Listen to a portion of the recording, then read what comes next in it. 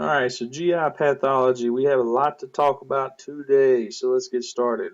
Achalasia is the first thing we're going to talk about, and this is failure of the lower esophageal sphincter to relax.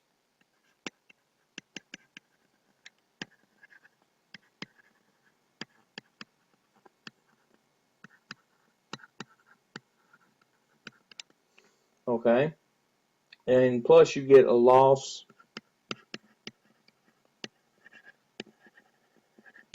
of distal esophageal peristalsis.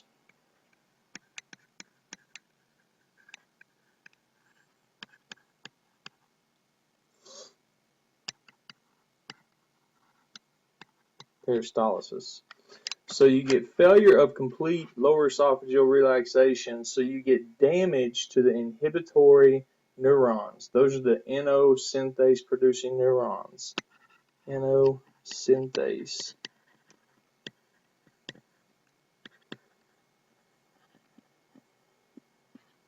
producing neurons. Alright, that enable relaxation. So you get a degeneration of neurons in the esophageal wall, which is arbox and mesenteric plexus. So you get a loss of smooth muscle contractility and motility. Now note, inflammation of the esophageal mesenteric plexus is pathognomonic for achalasia. Write that in there for you.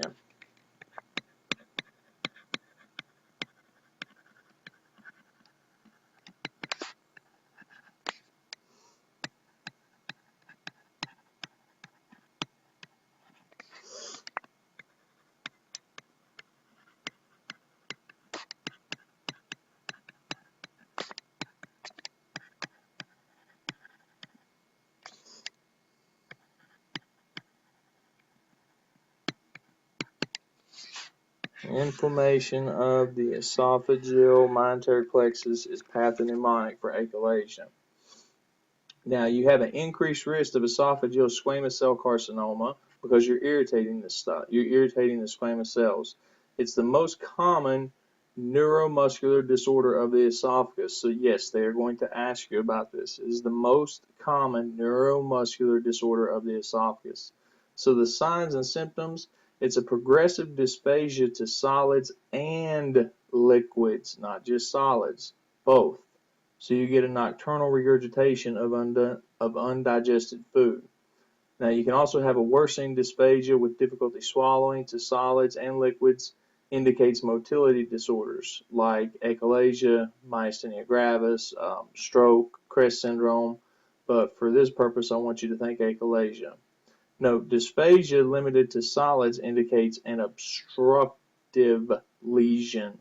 Example of that would be esophageal web or cancer or something like that if it's just to solids. But if it's to solids and liquids, you think achalasia. Now to diagnose this, you have an abnormal esophageal manometry and a barium swallow, which is going to show a classic bird's beak.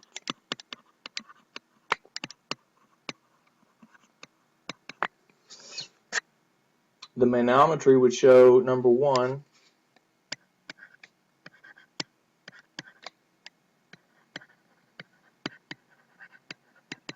a peristalsis. Number two, decreased relaxation of the LES after swallowing.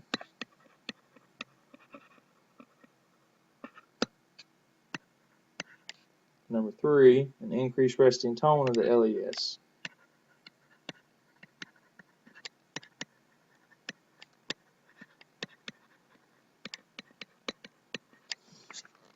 Now the bird's beak is the proximal esophagus is chronically dilated, so the LES stays closed during swallowing.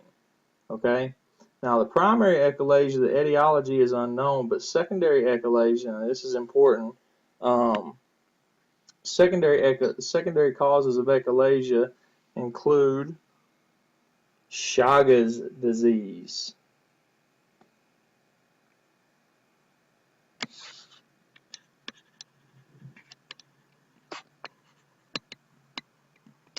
Chagas trypanosoma cruzi eats ganglia. Also diabetic nephropathy A lot of people overlook that for secondary causes of achalasia. Esophageal cancer. Also infiltrative disorders such as malignancy, amyloidosis, sarcoidosis, all of these. The first line treatment for achalasia is pneumatic balloon dilatation. Now the problem with that is it can be complicated by rupture. So the first line treatment is pneumatic balloon dilatation.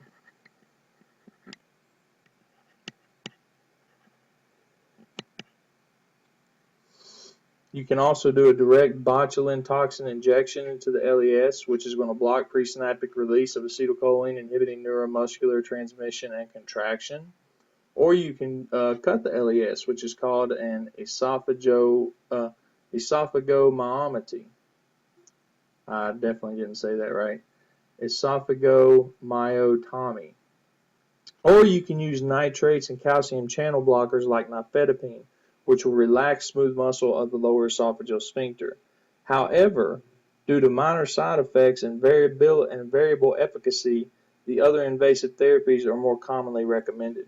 So that, I know that's a lot, but that's achalasia for you. So that's everything you could possibly be tested on about this with achalasia. So let's move on to acute pancreatitis. So acute pancreatitis is caused by an inciting event which damages the pancreatic parenchyma, leading to a chain reaction. So you get pancreatic injury, so enzymes leak into the pancreas, causing autodigestion.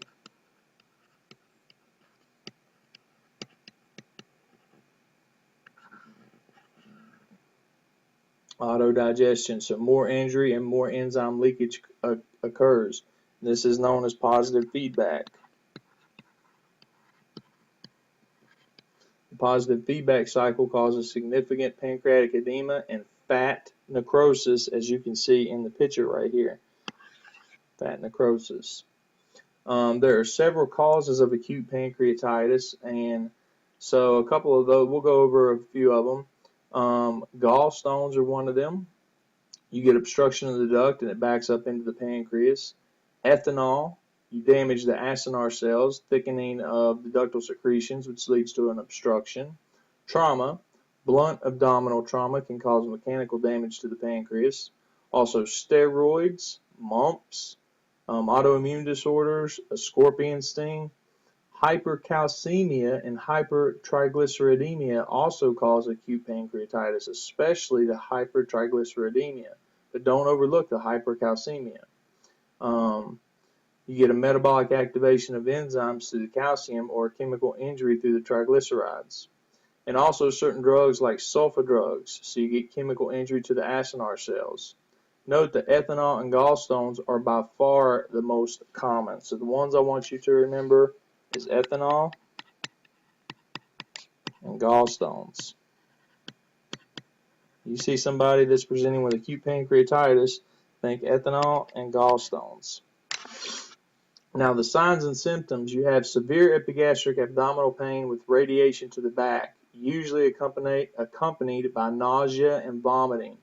Pain is often worsened when the patient is supine and improves with setting or assuming the fetal position.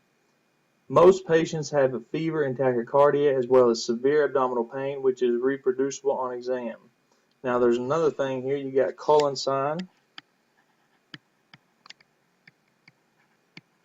and Gray-Turner sign.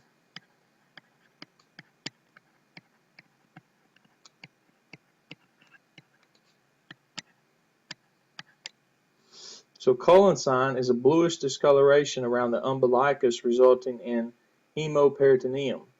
Gray-Turner sign is a bluish red discoloration around the flanks. In serious cases of acute pancreatitis, the patient may develop hypocalcemia, ARDS, and hemodynamic instability. So how do we diagnose this? Well, you have an increased serum lipase. That's the most specific. Increased serum lipase. And you have an increased amylase and decreased calcium.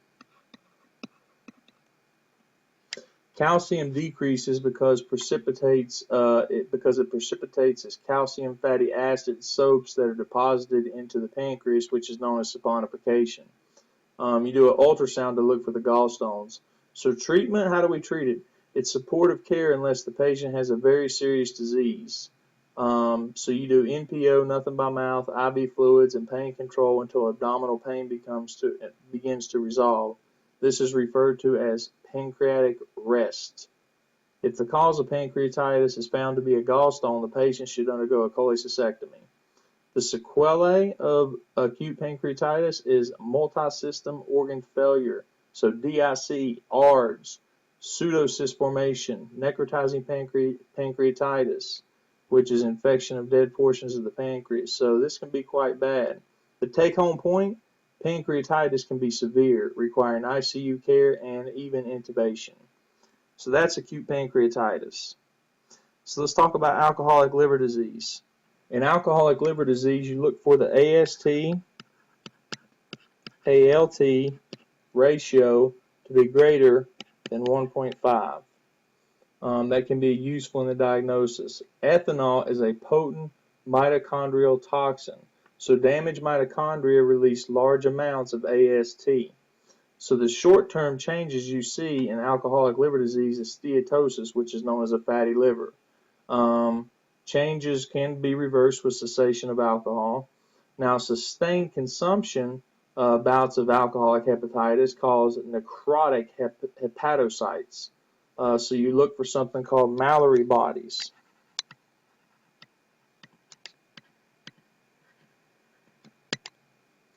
In the hepatocytes, and those are intracytoplasmic eosinophilic inclusions.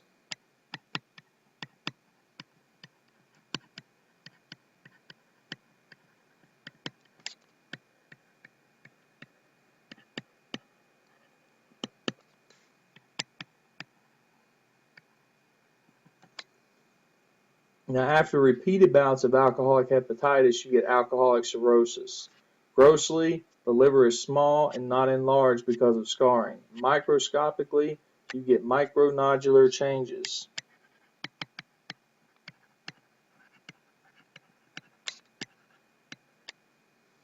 Sclerosis around the central vein, and that is in zone 3.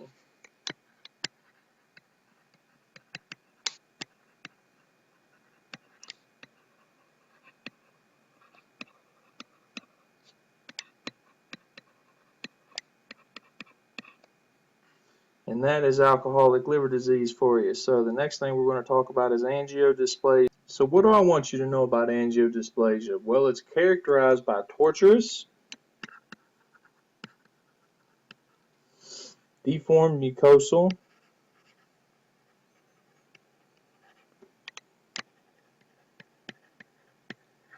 and submucosal blood vessels.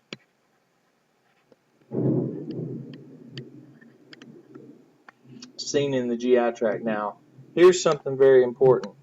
Angiodysplasia is the most common vascular malformation of the GI tract.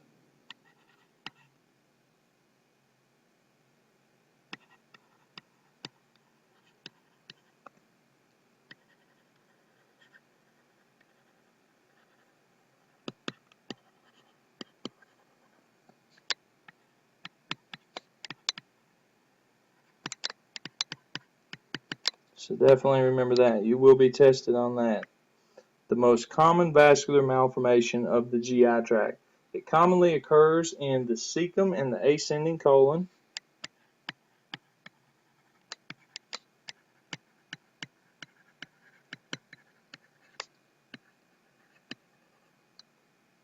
And it is usually found in elderly patients in their 50s and 60s. Angiodysplasia accounts for nearly 20% of all major lower GI bleeds.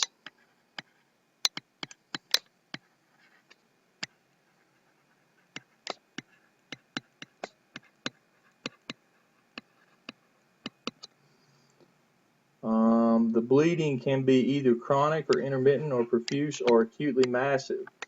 Angiodysplasia can be thought of as telangiectasias or varicose veins of the GI tract. That's a good way to think about it.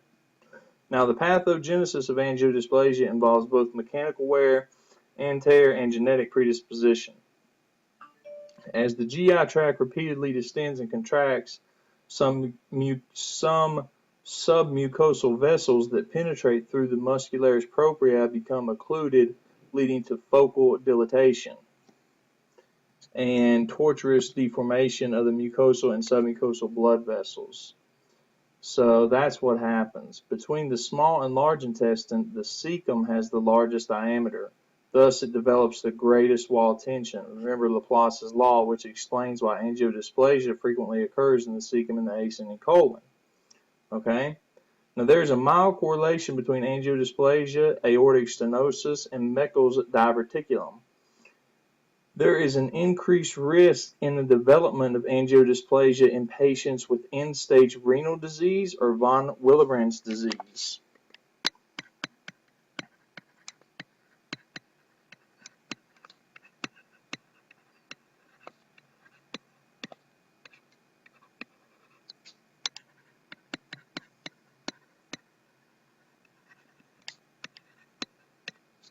Increased risk in both of those.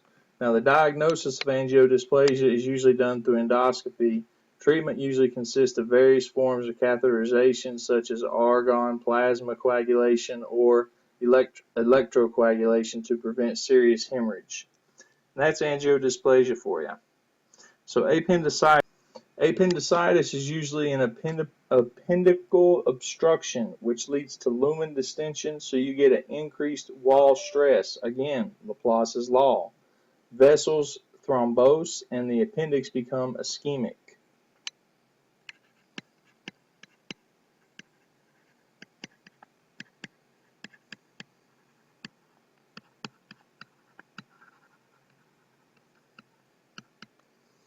And then you get bacterial overgrowth.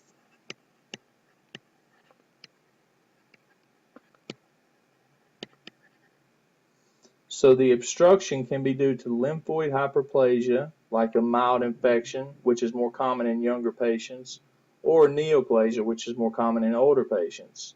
Now, with enough necrosis, you can perforate the appendix, which leads to diffuse peritonitis.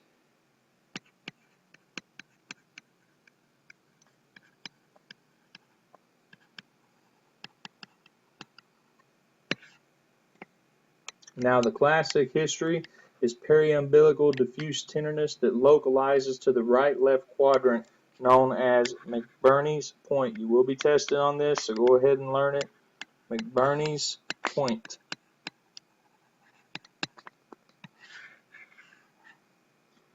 Classic signs again: periumbilical, diffuse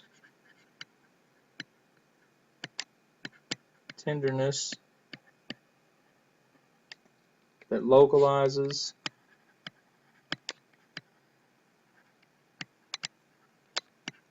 to the right lower quadrant, which is known as McBurney's point.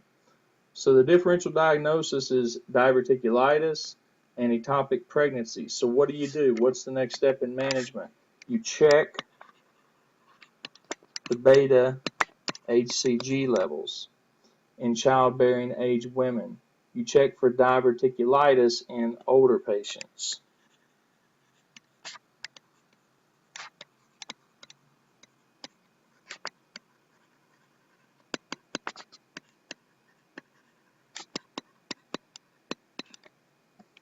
And that's appendicitis for you.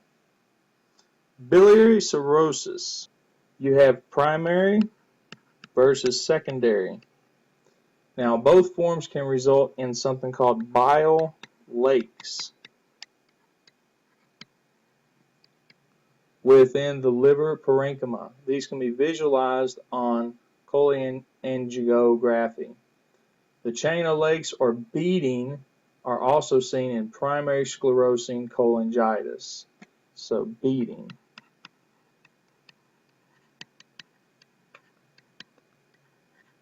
Also seen and primary sclerosing cholangitis. So don't let that throw you. Now, this is likely autoimmune with the primary biliary cirrhosis, but much more commonly because of biliary obstruction, and that is secondary. So the one that you want to go for is secondary on the exam. It's usually from biliary obstruction.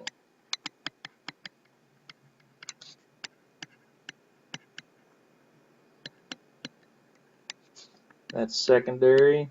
Remember, primary is autoimmune and not etiology. Now, what you will see, and this is a good buzzword for you, you will see an increase in anti-mitochondrial antibodies, more common in middle-aged women.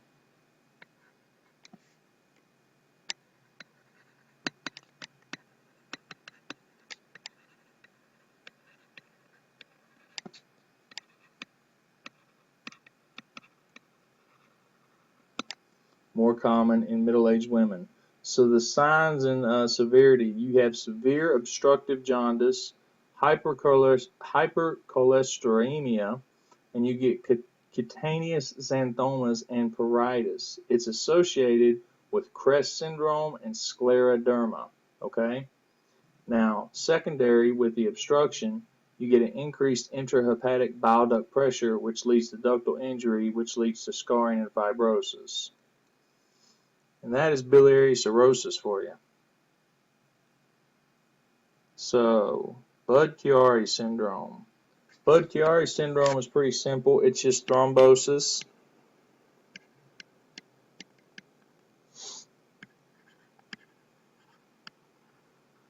of the hepatic venous outflow. So everything gets backed up.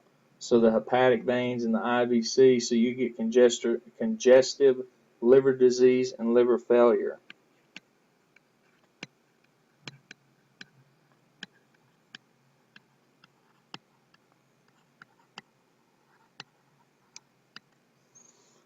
Possible causes include myeloproliferative diseases or disorders like polycythemia rubra vera, where you're hypercoagulable.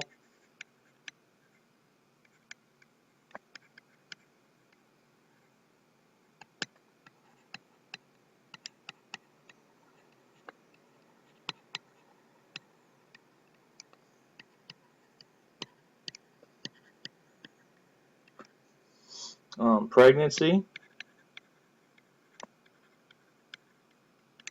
that's a big one right there. Tumors,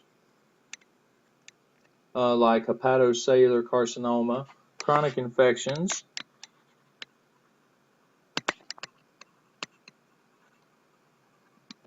like TB, and the use of oral contraceptives.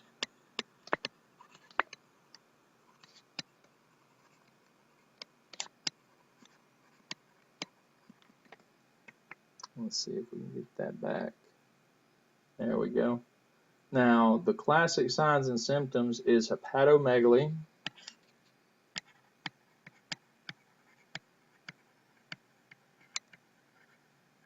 ascites, which would be expected, and abdominal pain. Remember, it's creating a mass effect pushing down, so you're getting ischemic to that area. That's Budd-Chiari syndrome. It's just thrombosis of the hepatic venous outflow in the hepatic veins in the inferior vena cava. All right, so carcinoid, or I should have said carcinoid syndrome. Sorry about that. All right, this is a neuroendocrine tumor.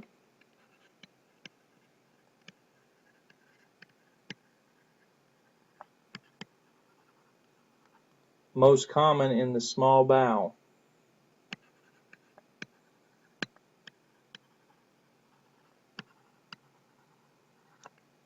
Usually around 50% of them are in the small bowel. Common sites include the appendix, small intestine, rectum, stomach, and colon.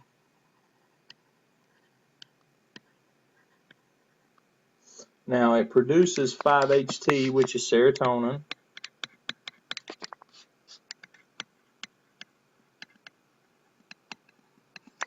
But asymptomatic unless 5-HT gets beyond the liver's first pass metabolism. Okay, now that's very important to understand. Generally, in order for symptoms to occur, the tumor must metastasize to the liver.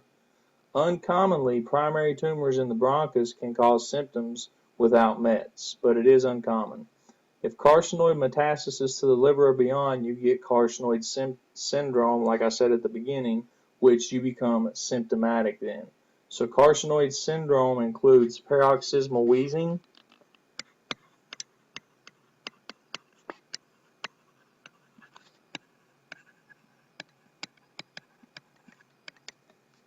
skin flushing, too much vasodilation, diarrhea, and a right heart murmur.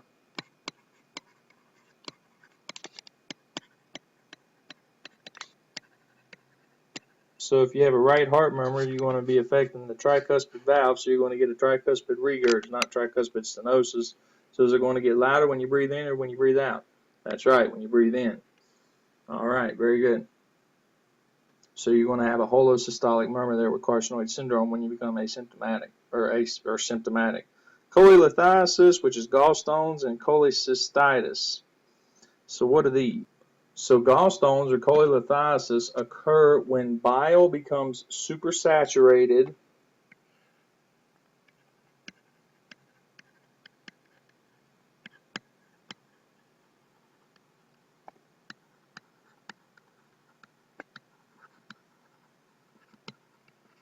with cholesterol. So the lack of solubilizing bile salts and acids leads to precipitations and precipitates forms. So the risk factors are the 4 F's: fat, female, fertile, and 40 years old. Fat, fertile female that's 40. That's usually your gallstones or cholelithiasis.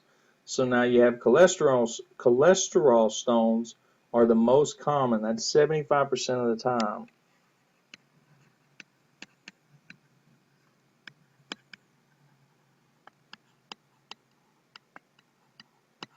(75% of the time). They're associated with obesity, rapid weight loss, multiparity, Crohn's disease, and estrogens.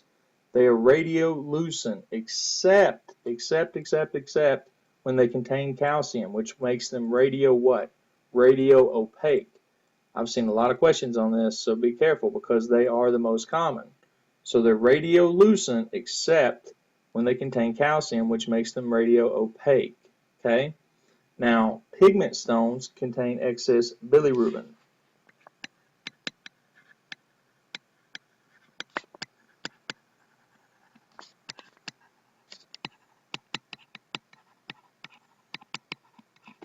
All right, so you get black pigmented, which is elevated bilirubin, and that's a sign of chronic extravascular hemolysis.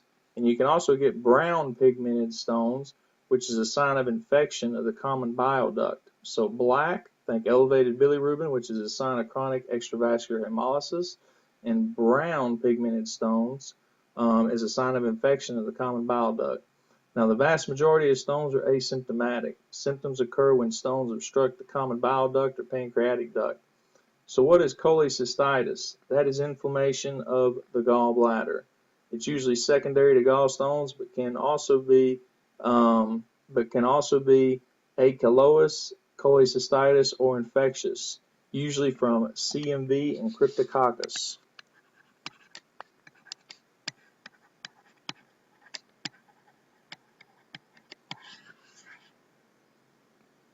All right.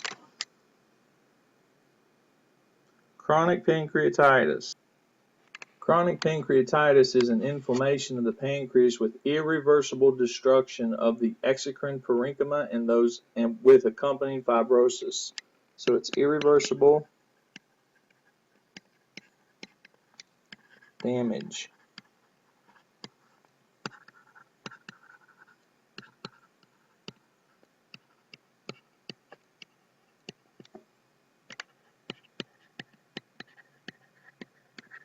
with fibrosis. The most common cause of chronic pancreatitis, what do you think that would be? Long-term,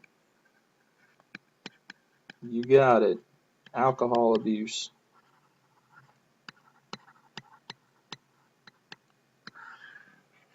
Long-term alcohol abuse causes chronic pancreatitis.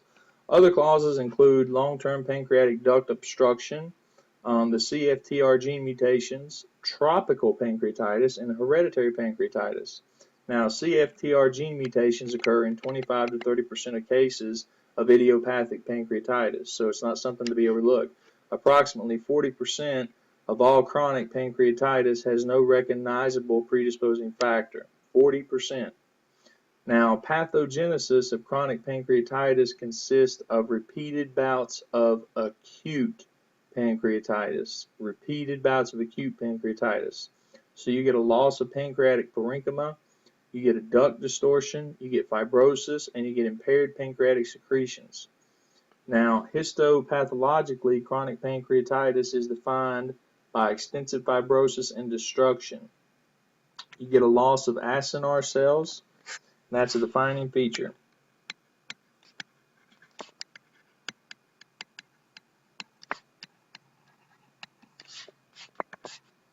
Loss of acinar cells. Now, the pancreatic ducts are frequently dilated and contain protein plugs. The islets of Langerhans become embedded in fibrotic tissue and may fuse. And over time, the islets are destroyed as well, so you get endocrine symptoms.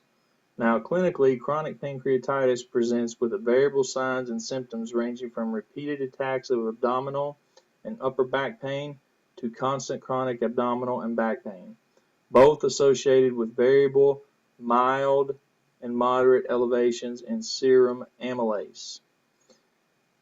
Now, exocrine pancreatic insufficiency can lead to a couple things. Malabsorption, number one.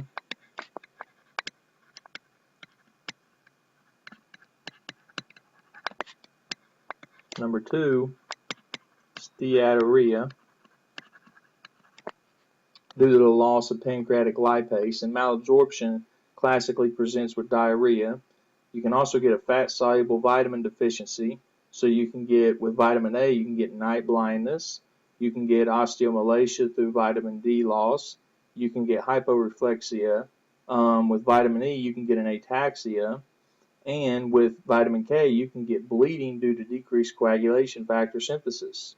And you can also get a, number three here, you can get a hypoproteinemia.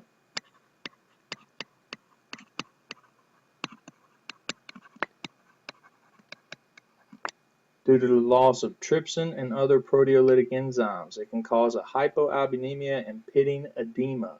You lose your oncotic pressure. Now, the endocrine pancreatic insufficiency develops later and generally presents with diabetes mellitus. Imaging often reveals calcium deposition.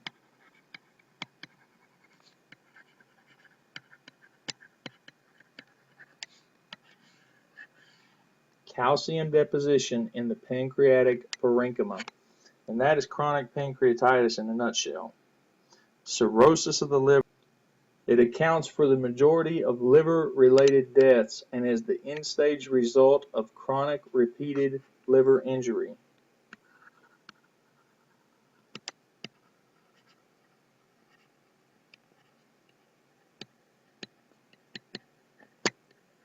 And as you can see in the picture right here, this doesn't look too good, does it? You usually get this from alcohol abuse, viral hepatitis,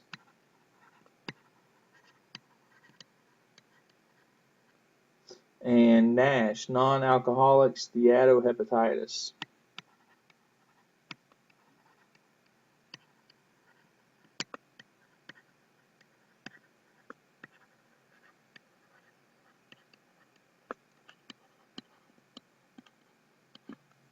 NASH.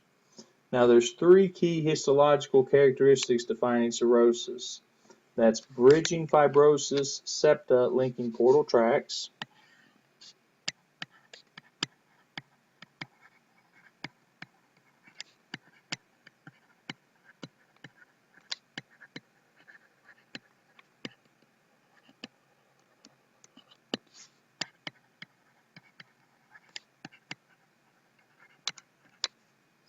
parenchymal nodules,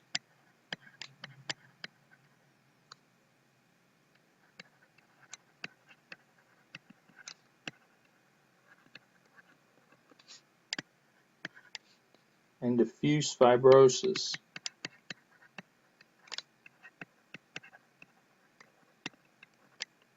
Now, symptoms of cirrhosis can be vague or multisystemic. Generalized symptoms include weight loss, anorexia, and weakness. Now, specific symptoms are generally the result of either metabolic compromise or synthetic compromise of the liver. So if it's metabolic, you're going to get a hyperbilirubinemia. So you're going to see jaundice, you're going to see hyperestrogen state. So you're going to, with the hyperestrogen state, you know it's a muscle relaxant. You're going to see pulmonary erythema, spider angioma, gynecomastia, testicular atrophy, and this results from the liver's compromised metabolic capacity. Now, synthetically, you're going to get a hypoalbuminemia. The liver can no longer make proteins, and so you're going to get a subsequent edema because you don't have the oncotic pressure to hold the water in the vessel. And a coagulopathy are the result of the liver's decreased synthetic capacity. Now, the liver has reduced capacity to break down bilirubin, so you're going to get jaundice and scleral icterus.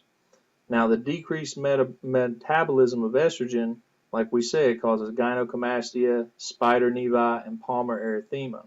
So those are clinical things to look for with patients with cirrhosis. Now, hepatic encephalopathy or coma can lead to coma. It's prolonged circulation of neurotoxic substances like what? You tell me what that would be. Ammonia. The urea cycle, 90% of the urea cycle is run in the liver. So if you can't get rid of ammonia, you're going to get asterectasis. You're going to get coarse hand tremors, which is asterectasis. You're going to get hepatic encephalopathy. These are neurotoxic substances that can cross into the brain. You're going to go into a coma, form GABA, and you're going to die. Now, you can also get coagulopathy. From that cirrhotic liver that cannot produce adequate clotting factors because the liver makes clotting factors, right? So you're going to get coagulopathies. You can also see an anemia and lower extremity edema. The ultimate cause of death from cirrhosis is due to progressive liver failure, a complication of portal hypertension such as a rupture of esophageal varices or hepatic encephalopathy or the development of HCC. Now, portal hypertension develops as a result of the backup of blood in the portal system. This can have several repercussions, like ascites, lower extremity edema, splenomegaly, hematemesis, which is esophageal varices, caput medusa, which is paraumbilical varices, and hemorrhoids. So now I think you understand cirrhosis pretty good. Let's move on to colonic polyps. 90% of these are benign. 90% are benign. They're divided into non-neoplastic and neoplastic polyps. Now, the non-neoplastic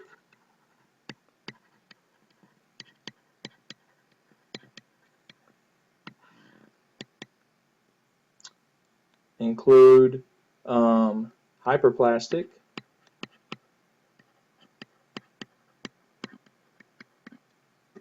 inflammatory,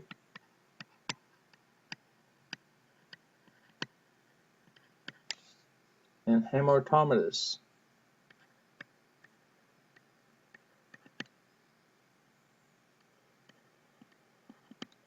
An example of hematomatous would be Budd-Chiari syndrome.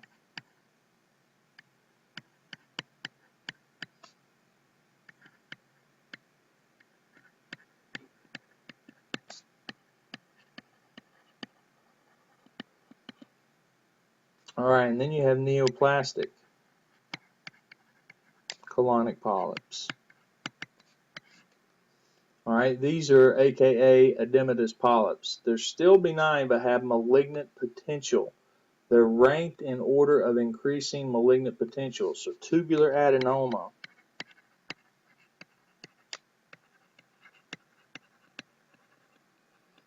Then we go to tubular adenoma.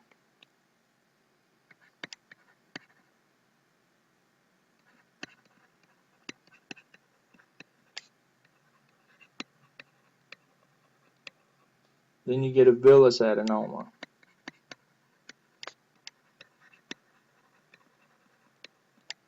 And that is colonic polyps. So what about colorectal cancer?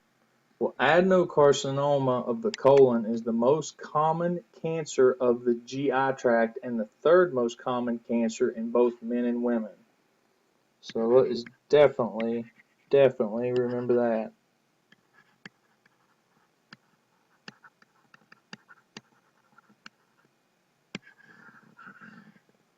Adenocarcinoma of the colon is the most common cancer in the GI tract and third most common cancer in both men and women.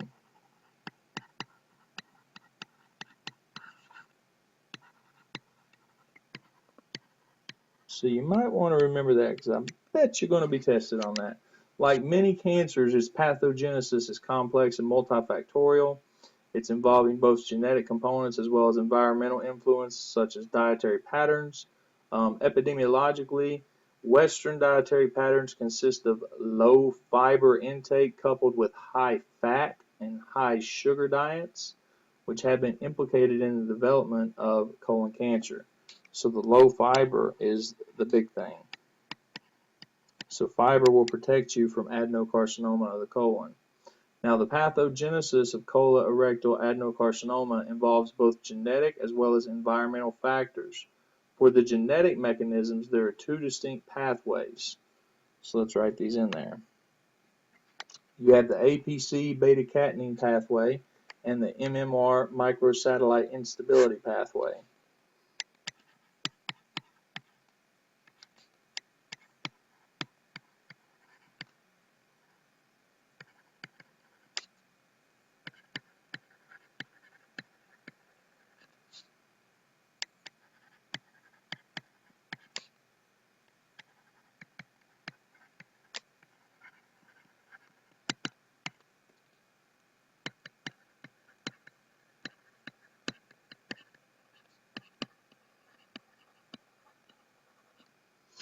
Alright, so the most sporadic colorectal adenocarcinoma involved the APC beta-catenin pathway, causing adenomas and eventually carcinomas. The APC is a key tumor suppressor gene, and loss of both alleles can lead to activation of KRAS, a proto-oncogene. Okay, let me repeat that. The APC, let's change colors here. The APC is a key tumor suppressor gene, and loss of both alleles can lead to activation of KRAS, which is a proto-oncogene. Now, other tumor suppressor genes such as the SMAD2/4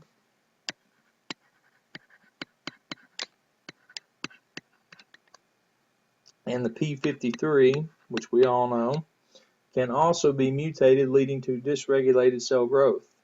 Now, in a minority of colorectal carcinomas, the genetic pathogenesis involves mutations in mismatch repair genes. And these are very, very important, and I want you to know these because you're going to be tested on these. It involves microsatellite instability, and that is the MLH1 and the MSH2.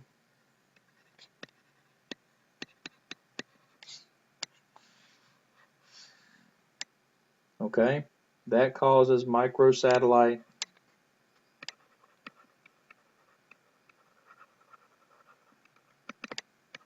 instability.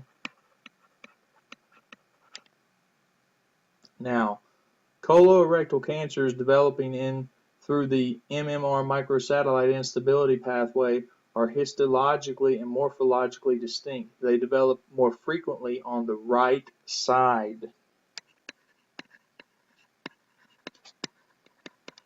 Okay, so that's how you know that from other adenomas and invasive adenocarcinomas. Now, colorectal adenocarcinomas have a wide range of histological appearances. Histologically, colorectal adenocarcinomas consist of dysplastic columnar cells. So let's write that in there.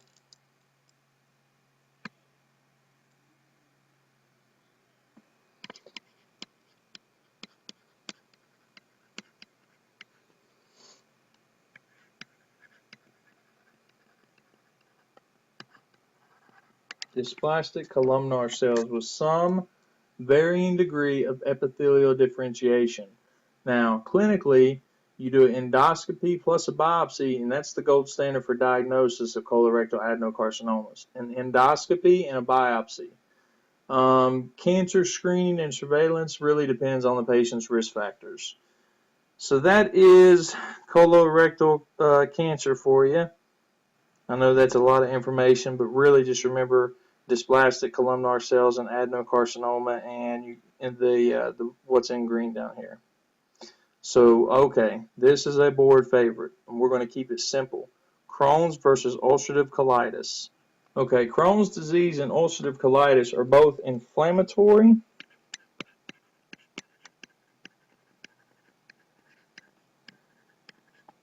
bowel diseases. Okay? Now, both conditions generally present with a combination of bloody diarrhea,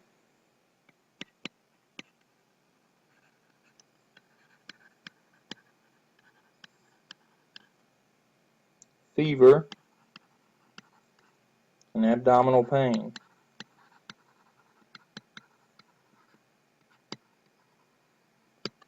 Okay? Attacks occur episodically and are generally triggered like emotional, environmental, or infectious stimuli.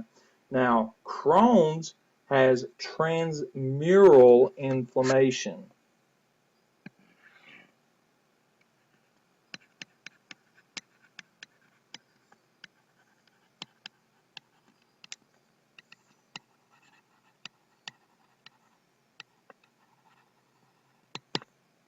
Transmural inflammation. Ulcerative colitis has mucosal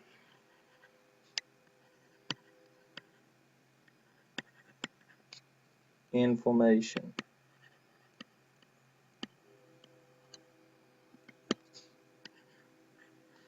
Okay? So the mucosal inflammation is like the superficial submucosa may also be affected. Okay?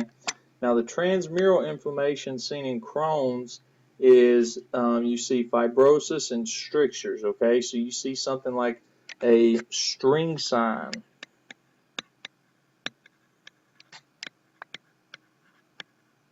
String sign on barium study. You see linear ulcerations or cobblestone mucosa.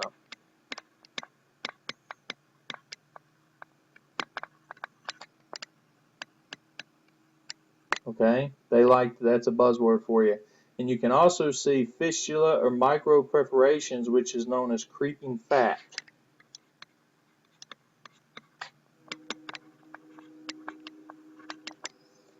Okay. Now, mucosal inflammation leads to ulceration seen in ulcerative colitis. The mucosa remaining between ulcers forms what are known as pseudopolyps.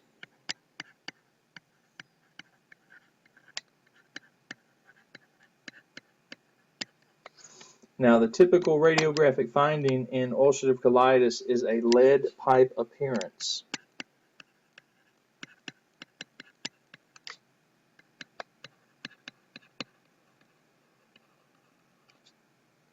Now, fistulas can result in malabsorption, so food skips the small bowel. Now, the etiologies of Crohn's is unclear. It's probably infectious, but ulcerative colitis is definitely an autoimmune disorder.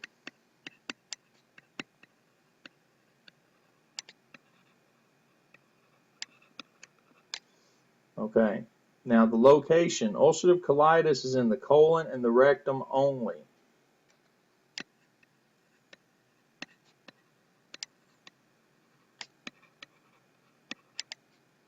Colon and the rectum only. A lot of people, for some reason, miss that.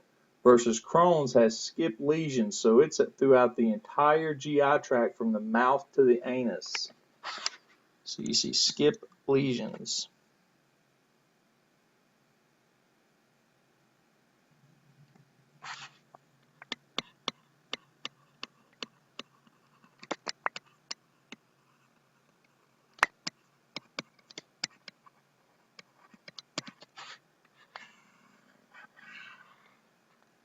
So it's throughout the whole entire GI tract. Now, ulcerative colitis lesions is continuous and usually involves the rectum, whereas Crohn's skip lesions, 80% have small bowel involvement, usually of the ileum. 50% have both ileum and colon involvement. Ulcerative colitis patients are at a significant risk for colorectal carcinoma.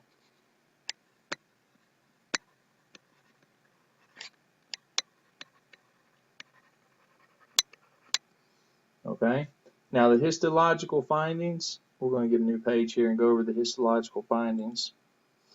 In ulcerative colitis, you see inflammation of the mucosa and broad ulcers.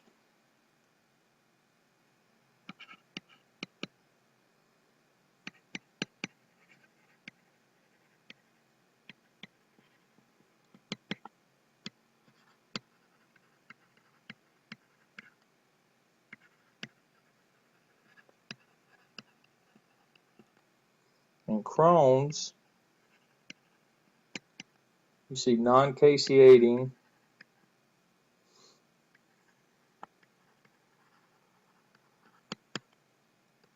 granulomas and lymphoid aggregates.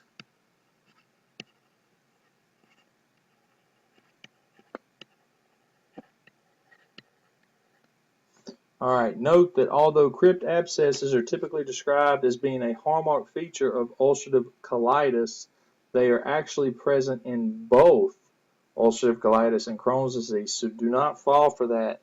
The crypt abscesses,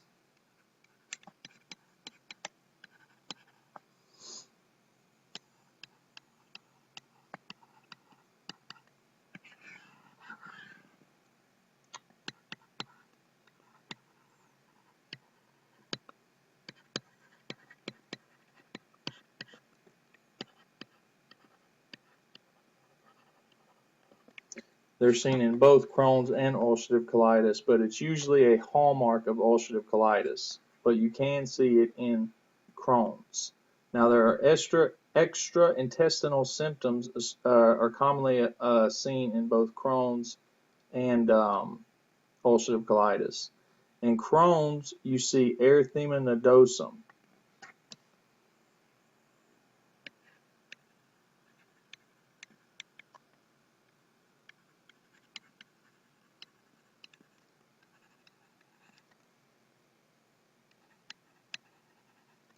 You see also sacroiliitis, ankylosing spondylitis associated with HLA-B what?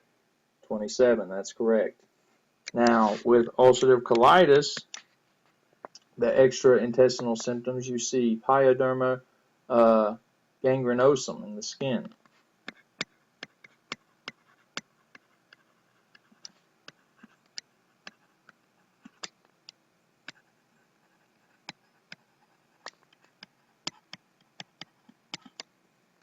You also see primary sclerosing cholangitis, which we are going to talk about.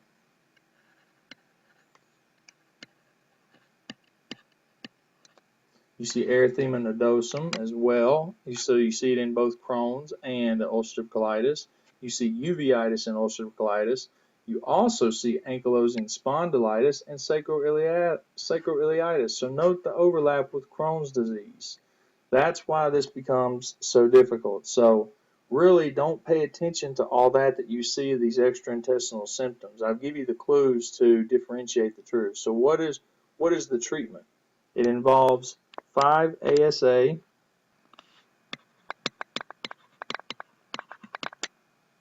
5-ASA, corticosteroids,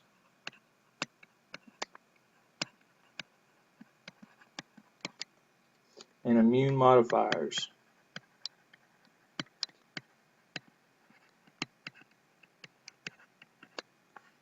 Now, the aminosalicylates 5-ASA, such as sulfasalazine or mesalamine, are first line.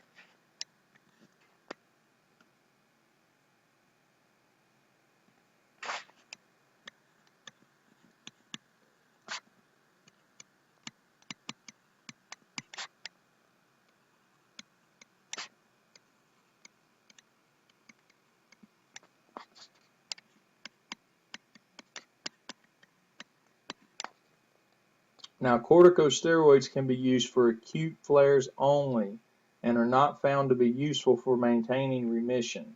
Immune modifiers such as azithromycin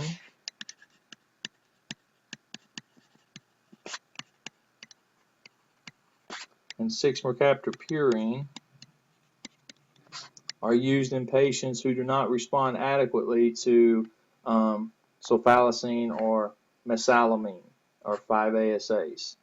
Now, a colectomy is often curative for intestinal symptoms of ulcerative colitis but has no role in the treatment of Crohn's disease.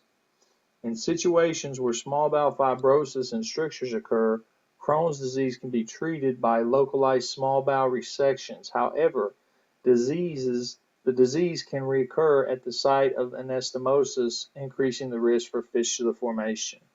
So that is Crohn's and ulcerative colitis. I know they are heavily tested on the board, so make sure you know these well. I think I've given you the clues to differentiate the two.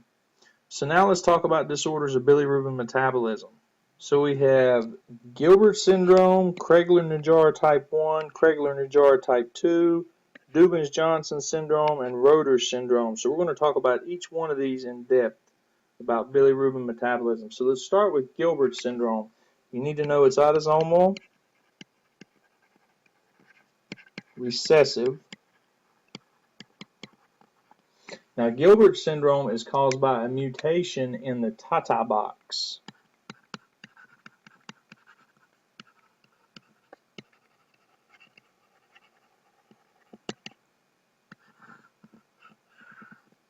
Tata box mutation in the promoter region upstream of the bilirubin glucuronoltransferase gene.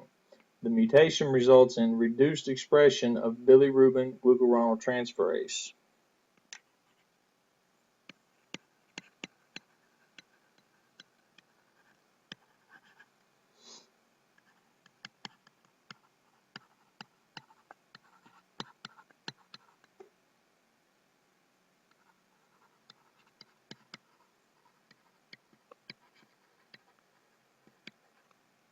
Clinically, Gilbert syndrome is characterized by mild, chronic, unconjugated hyperbilirubinemia.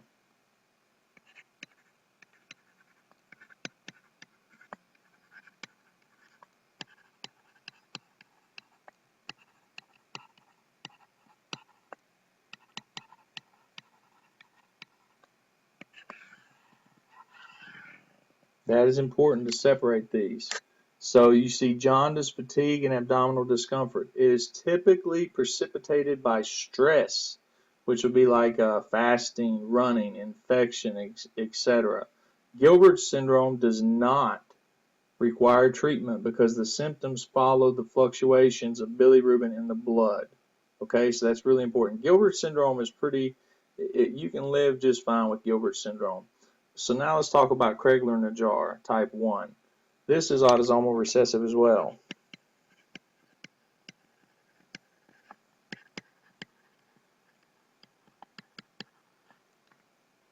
It results from mutations in the bilirubin glucuronoltransferase gene that result in the complete loss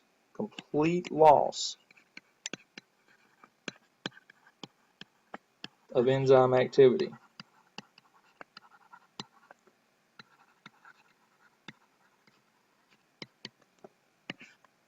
Complete loss. Clinically, Crigler-Najjar type 1 presents with very high levels of unconjugated bilirubin.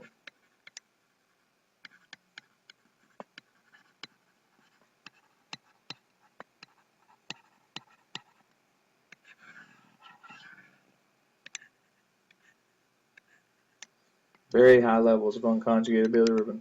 But with normal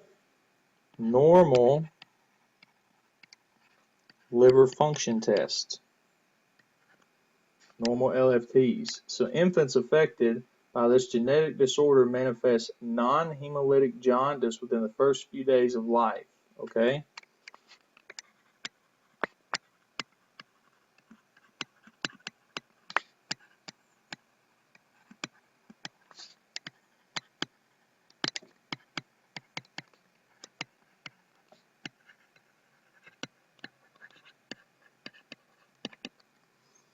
Alright, so the treatment for Crigler-Najjar type 1 includes, you got it, phototherapy,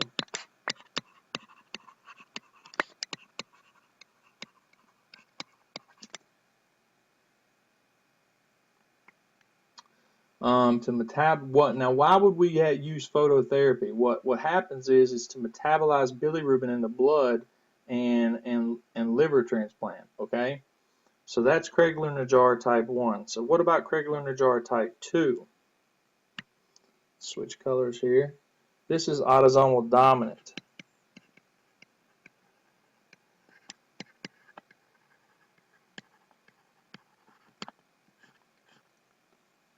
Now it results from mutations in the bilirubin glucuronidyltransferase gene that result in a partial loss of the enzyme. So number 1 results in a complete loss. Number 2 results in a partial loss of the enzyme. Clinically, Crigler-Najjar type 2 presents similar to Crigler-Najjar type 1, but with less severity. Okay?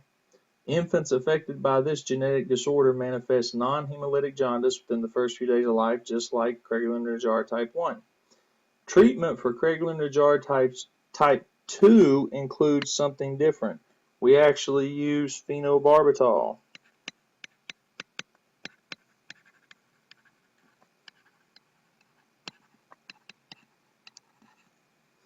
Phenobarbital, which decreases serum bilirubin levels by inducing the bilirubin glucuronidyltransferase enzyme activity.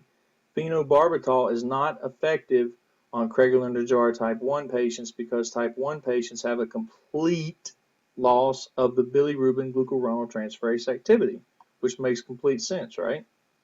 Okay, so that's all Crigler-Najjar type 1 and 2 is. You just need to know that type 2 is better than type 1. So Dubin-Johnson syndrome, this is autosomal recessive.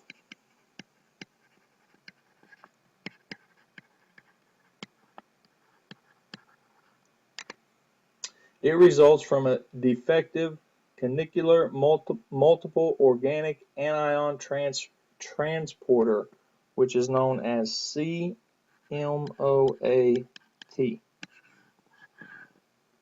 That is canicular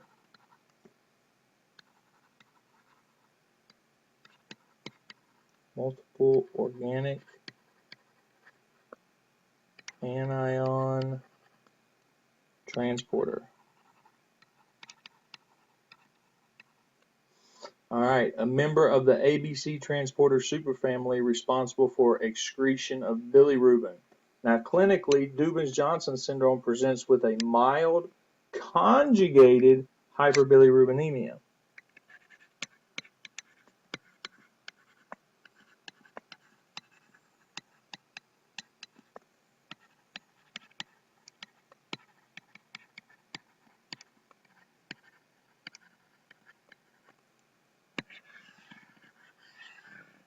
Okay, so the other ones were unconjugated, so this one's conjugated. So you're also going to present with jaundice, weakness, abdominal pain, and hepatosplenomegaly. The defect in the anion transporter causes pigments to build up in the hepatocytes, thus causing the liver to turn black in color. So you're going to have a black liver with Dubin-Johnson syndrome. Also, there's greater than 80% corporophorinogen 3 in the urine.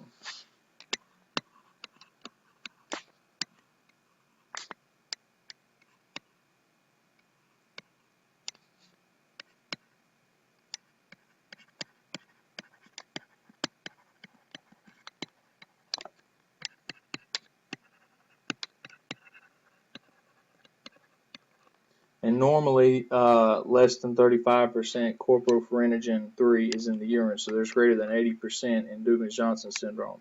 Now, the defective excretion is an increased direct bilirubin. So this is a benign condition, unlike Crigler-Najjar, and requires no treatment. What other thing have we talked about requires no treatment? Do you remember? Gilbert syndrome. Very good. All right, so the last one, Rotor syndrome. This is autosomal recessive.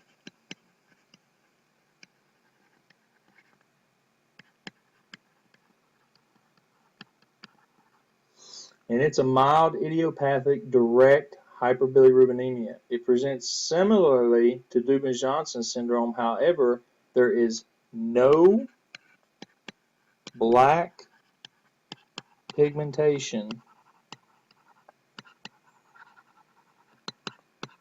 to the liver.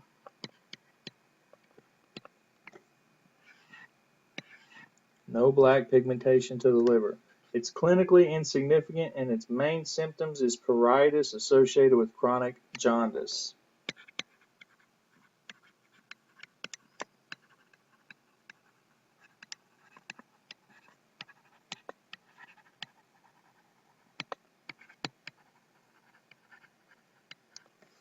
And that's Rotor syndrome for you. So, the next thing we're going to talk about is Diverticula. Diverticula are outpouchings of the GI tract that communicate with the lumen and are classified as true or false. A true diverticula is composed of all three wall layers.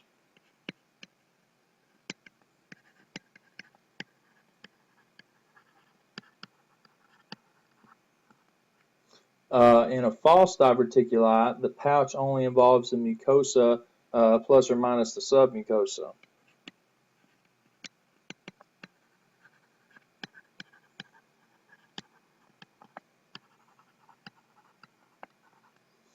Most acquired diverticuli are due to weakened muscularis externa. Most are thus false diverticula. Diverticulosis is multiple, often dozens of colonic diverticuli, and it's common in people greater than 60 years of age, and 70% of them are asymptomatic. Now, diverticulitis is acute inflammation of a diverticulum of diverticulosis. Okay, so the likely mechanism compared to appendicitis is luminal opening that gets obstructed. So you get bacterial overgrowth and diverticular wall necrosis, which leads to a micro or macro perforation. Now the perforation can be painful, and you're going to get a peritonitis. So you're going to get a left lower quadrant if it's at the sigmoid or descending colon. You're also going to get a fever and leukocytosis. So you're going to see pain in the left lower quadrant. You're going to see fever and leukocytosis. So those are your clues. How do you treat it? You treat it with antibiotics and maybe surgery.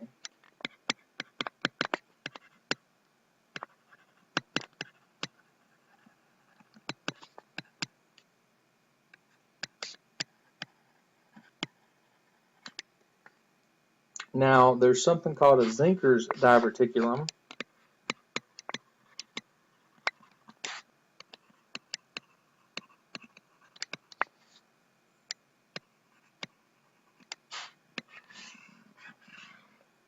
Now, Zinker's diverticulum is a false esophageal diverticulum proximal to the cricopharyngeus muscle due to increased esophageal pressures.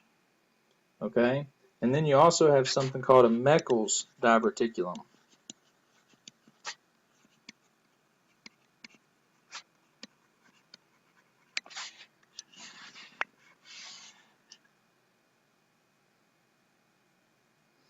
All right, and a Meckel's diverticulum is a persistent yolk sac or a vitelline duct, and this is a true diverticulum.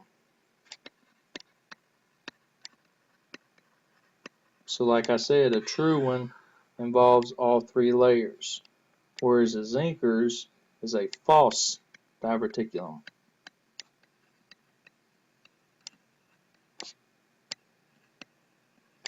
So where exactly was the Zinkers again?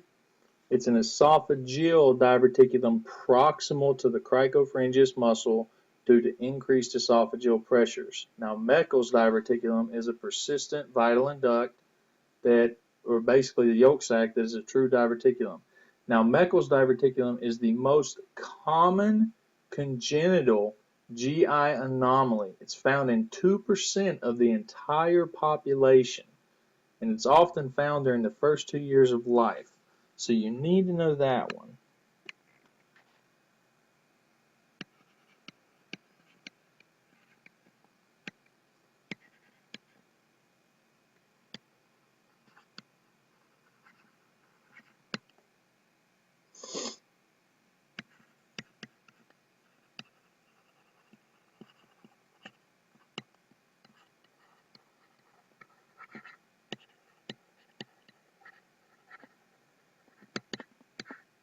2% of the population, and remember, it's a true diverticulum. Now, it may contain ectopic gastric or pancreatic tissue, so you can get intermittent bleeding, which can be major. It can also be associated with intussusception or volvulus. The 5-2s, it's 2 inches long, 2 feet from the ileocecal valve, 2% of the population, and you find it in the first 2 years of life, and there's 2 types of ectopic tissue. So that's Meckel's diverticulum for you. And Zinker's diverticulum is more associated with esophageal dysmotility, causing increased esophageal pressure. So you're going to get signs and symptoms are going to be halocytosis, so food sticks in the diverticulum. So you're going to get dysphagia, obstruction, and there are 2 related diverticula with Zinker's, and that's traction, which is a mid-esophagus, and epiphrenic, which is in the lower esophagus. But the one I would pay attention to is Meckel's diverticulum because it is the most common GI anomaly. All right. So esophageal diseases. Number 1, we have esophageal varices.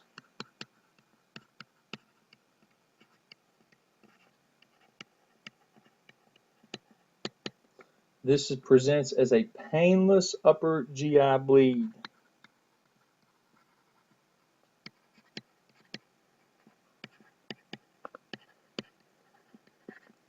Painless.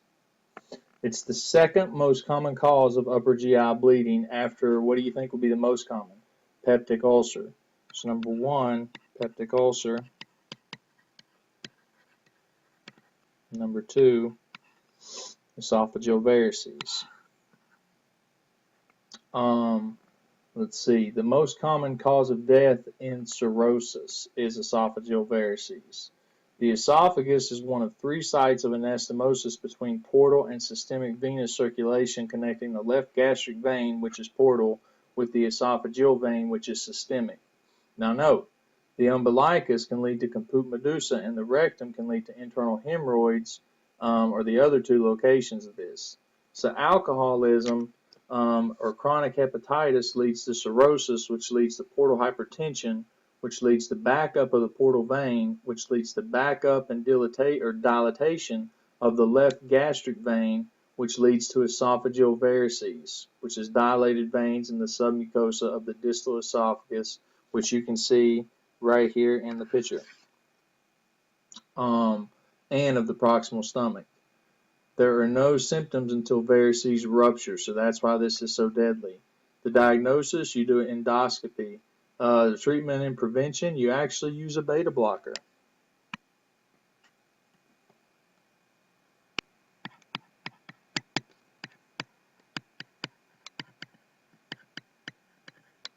Beta blockers such as propranolol or nandrolol, and endoscopy variceal ligation. So now let's talk about some other esophageal diseases. We have something called Mallory-Weiss syndrome.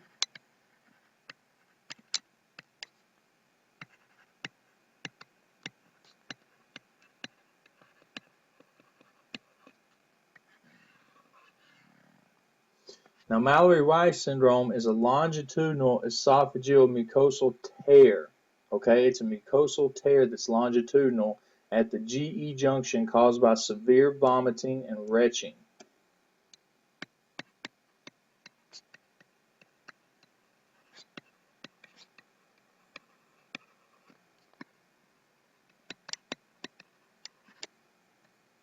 Now you get bleeding and hematemesis with associated pain in the absence of subcutaneous emphysema on physical exam. You see this in bulimics and chronic alcoholics. 75% of patients also have a hiatal hernia. Okay, so now we're going to get a new page here and talk about some more esophageal diseases. You have something called Boerhaave's disease, or I call it Boerhaave's disease, or Boerhaave's syndrome, I'm sorry. This is a non-iatrogenic, painful, transmural, distal,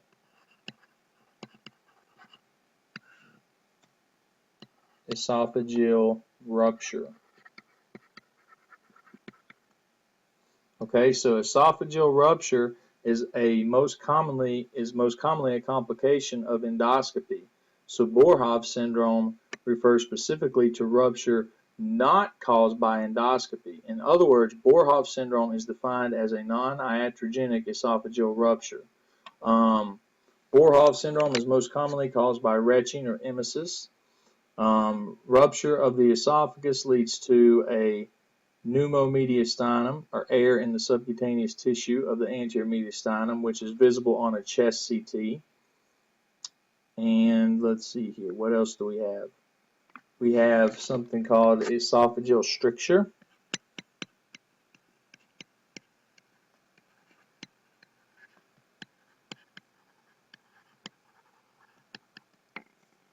That's any process that causes esophageal inflammation or fibrosis. So 70 to 80% of these are from GERD.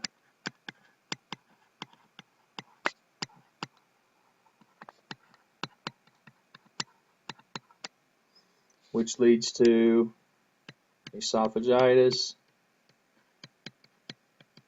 which leads to stricture. It's associated with light or strong alkali ingestion as well. And then you have esophagitis.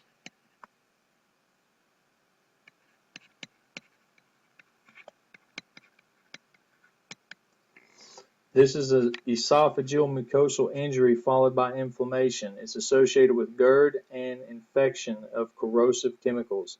It's most commonly due to GERD, but also infection in immunocompromised patients such as AIDS patients. So Candida can cause this in AIDS patients.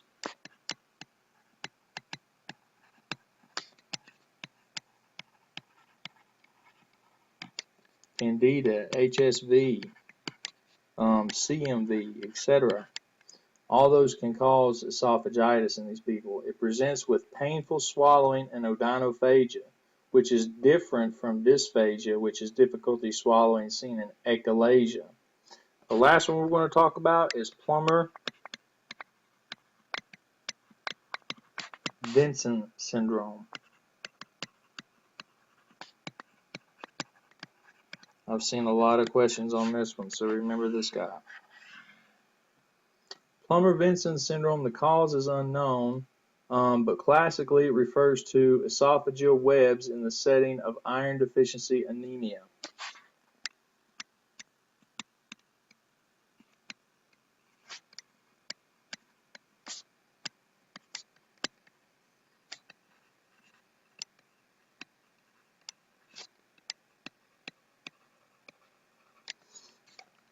The Plummer-Vinson syndrome triad is complicated by glossitis,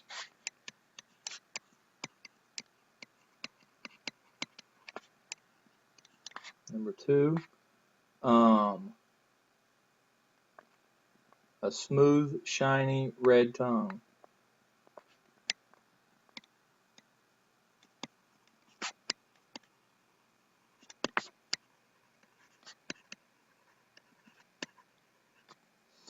The esophageal web or ring is a thin structure lined by mucosa and or submucosa that protrude into and compromise the esophageal lumen.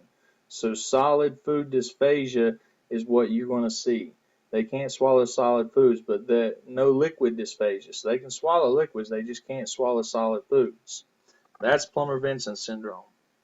So those are the esophageal diseases. So now let's talk about familial colorectal cancer. There are two main familial autosomal dominant colorectal cancer syndromes. One is called FAP, which stands for familial adenomatous polyposis.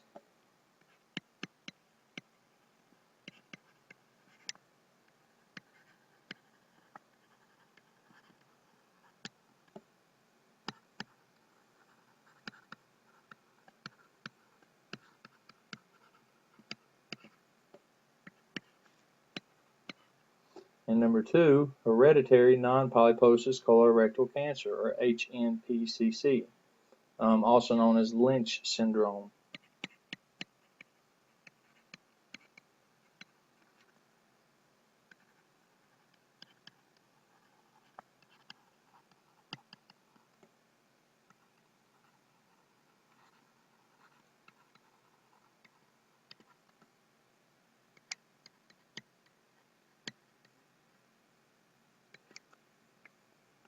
All right, so let's talk about familial adenomatous polyposis. It's an autosomal dominant mutation of the APC on chromosome 5q. So the APC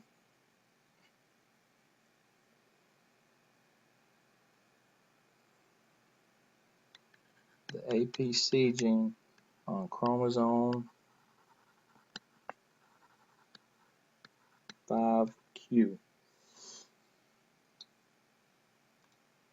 The FAP is caused by mutations in the APC gene. The APC gene is part of the WNT beta-catenin pathway. The APC acts as a scaffold protein for beta-catenin, preventing beta-catenin from entering the nucleus and initiating transcription. So a loss of the APC causes accumulation of beta-catenin in the nucleus. Therefore, you get uncontrolled transcriptional activation. In classic FAP, at least 100 polyps are necessary for diagnosis.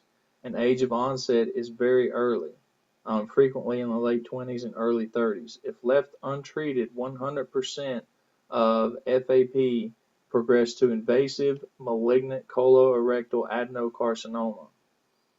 Okay, and so due to the inherent risk of developing colorectal cancer, prophylactic colectomy is the standard treatment for patients harboring APC mutations. Now that brings us to something else called Gardner syndrome.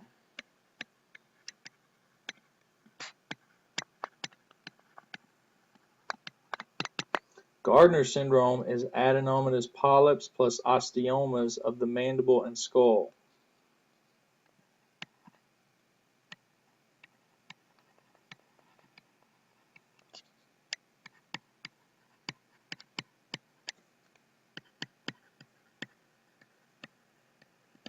Osteomas of the mandible and skull, as well as epidermal cysts and thyroid tumors.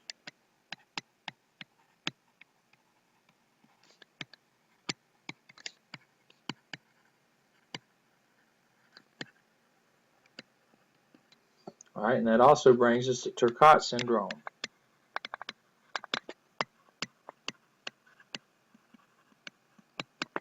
Now, Turcotte syndrome is adenomatous polyps plus CNS tumors.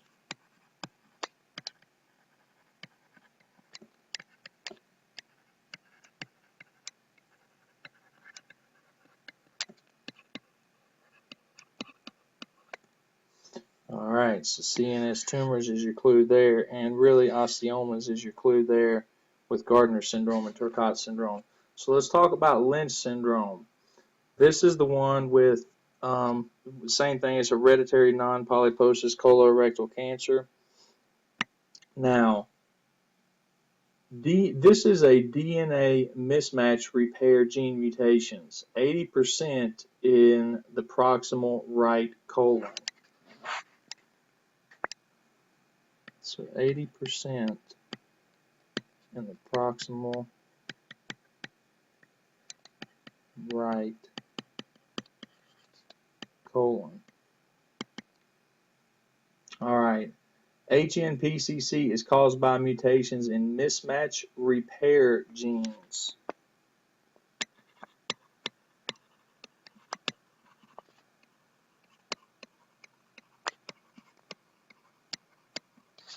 Leading to microsatellite instability.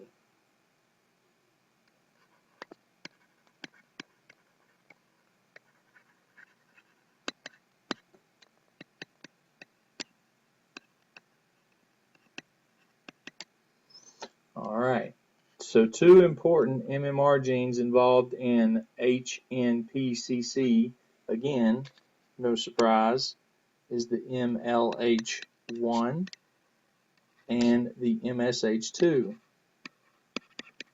Sound familiar? I hope so. All right. In addition to colorectal cancer, patients with HNPCC also have an increased risk of endometrial, stomach, ovarian, brain, urethral, small intestine, skin, and hepatobiliary cancers. So it's a very complicated disease that, requires a lot of attention. So let's talk about GERD, Barrett's, and esophageal cancer. The definition of gastroesophageal reflux is symptoms or mucosal damage produced by abnormal reflex of gastric contents into the esophagus. So GERD is due to lower esophageal sphincter incompetence or transient lower esophageal relaxation or a hiatal hernia. So how do we treat GERD? We do lifestyle modifications. We decrease the intake of food that reduces lower esophageal tone pressure. So you decrease fat intake, you decrease alcohol intake, you decrease chocolate, you decrease peppermint. You elevate the head of the bed and avoid laying down for 3 hours post-meal. You lose weight. Pharmacologically, we can use proton pump inhibitors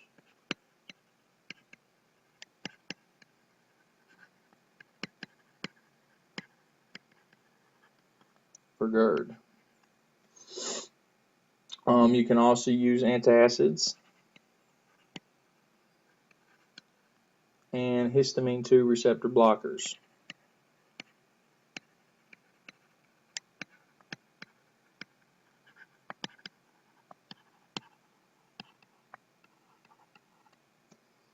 Now, prolonged GERD can lead to Barrett's esophagus.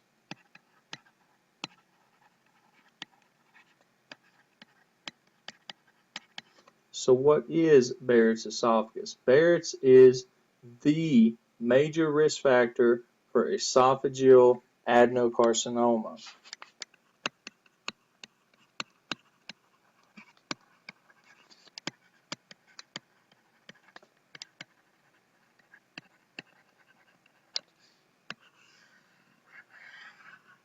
Let me repeat what I just said. Barrett's is the major risk factor for esophageal carcinoma. It most often occurs in the distal 1/3 of the esophagus.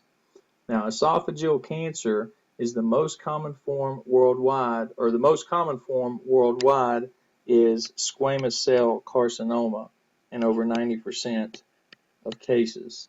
But in the U.S., adenocarcinoma is the most common.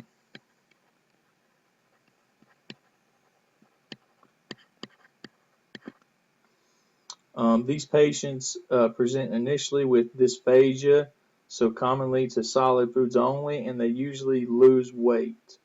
Benign esophageal tumors, a leiomyoma is the most common. So, leiomyoma is a benign esophageal tumor. That is the most common. So, let's talk about GI serum markers. All right, so we have AST and ALT.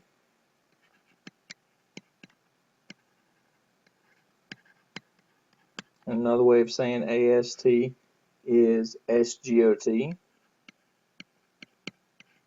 than ALT, you can call it SGPT. Alright, so what do we use these bad boys for? Well, an increased AST-ALT ratio indicates hepatic injury.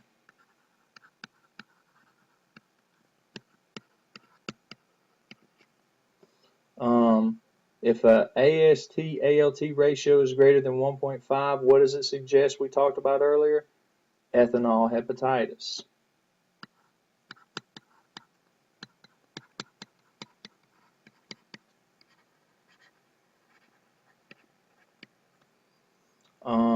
If the ALT now is greater than the AST, which is back asswards, that is usually or is viral hepatitis. Now, ALT elevations are common in non-hepatic disorders. Expect to see isolated AST elevations following a myocardial infarction. Okay, so now let's talk about alkaline phosphatase.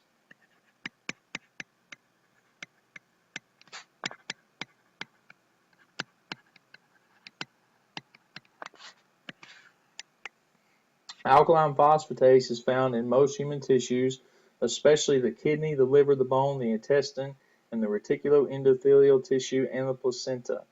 Alkaline phosphatase production increases in cholecystitis, making it the first and most sensitive indicator of obstruction.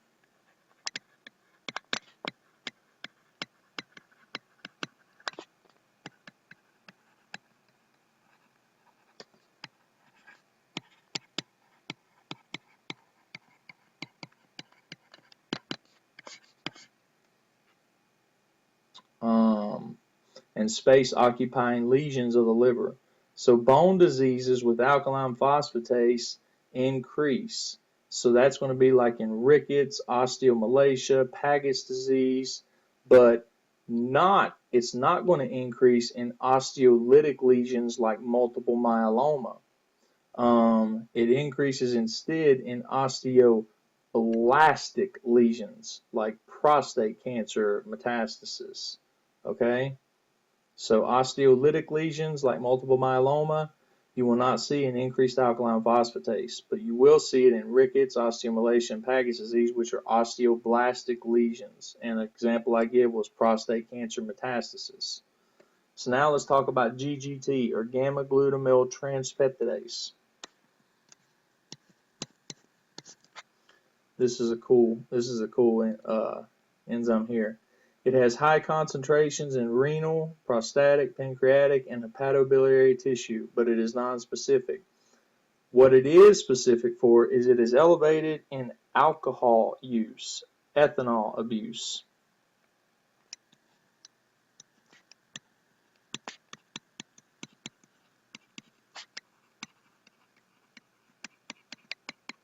So that's how we use GGT to see if someone's been drinking.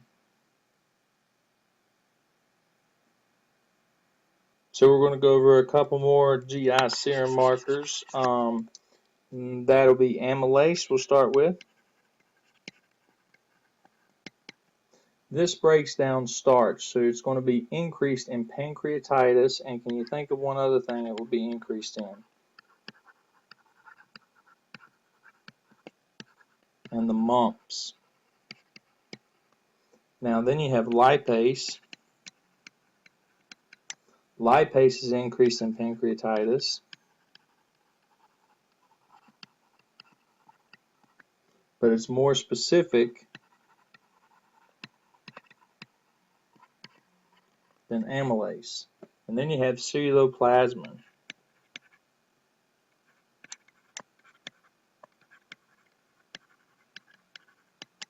And this is decreased in what disease? That's right, Wilson's disease. Very good. So that's your GI serum markers. Now let's talk about gastric cancer. 90 to 95% are adenocarcinomas.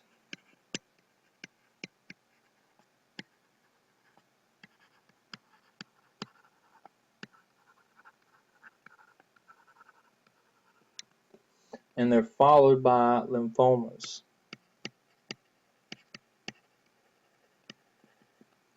Risk factors, the strongest one is H. pylori chronic gastritis.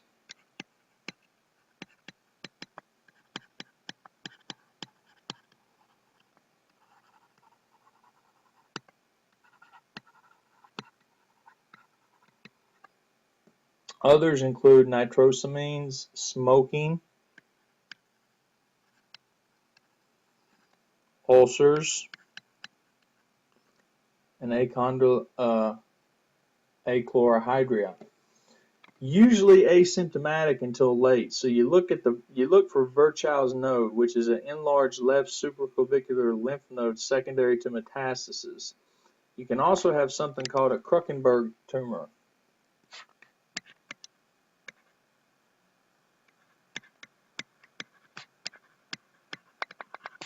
Or Krukenberg's tumor.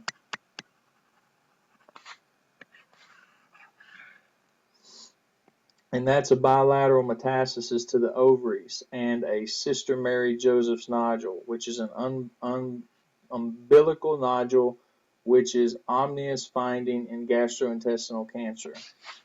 So also a sister Mary Joseph's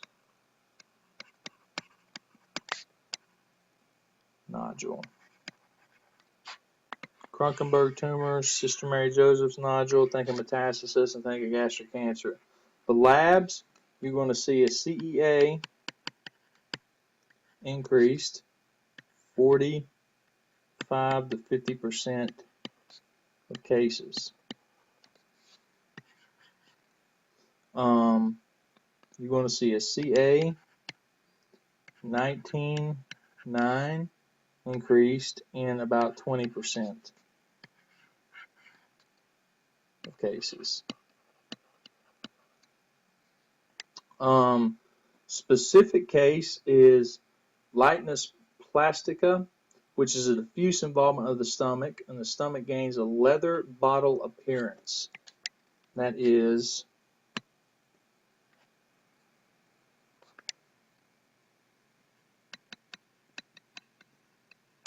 lightness plastica,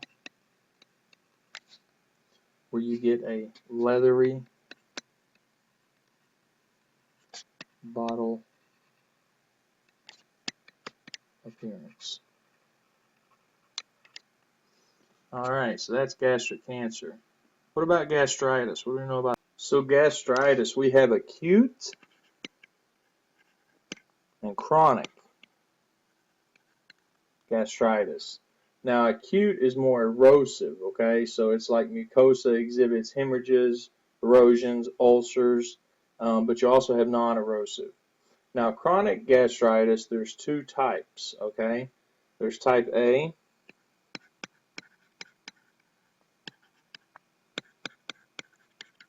and type B. Now type A is autoimmune.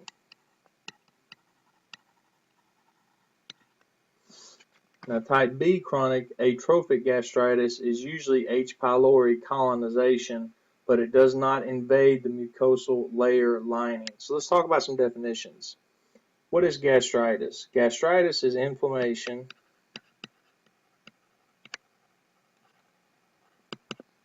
of the gastric mucosa.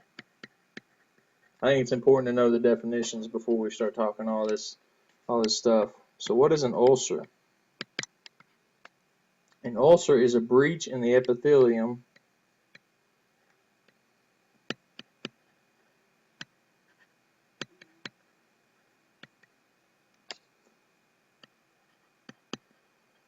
of the mucosa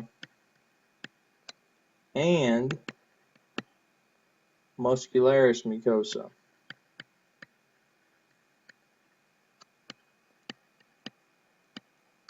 Into the submucosa, or even deeper. So what is an erosion? An erosion is a breach in the epithelium of the mucosa only.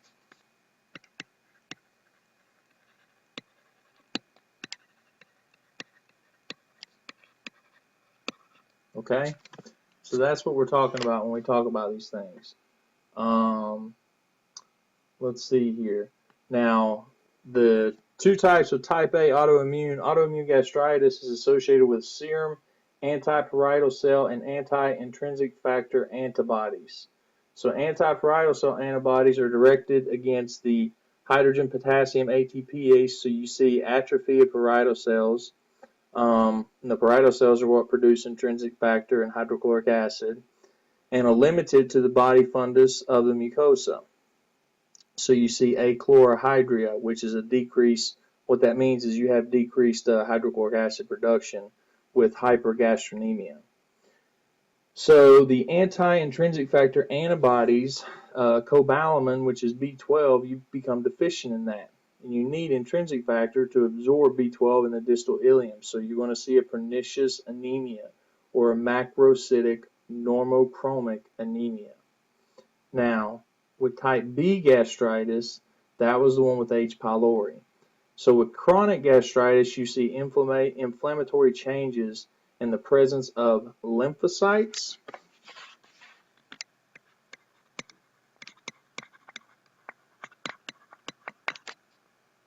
plasma cells, and macrophages in the mucosa. You get muscle atrophy and intestinal metaplasia. So let's talk about hematomatous polyps.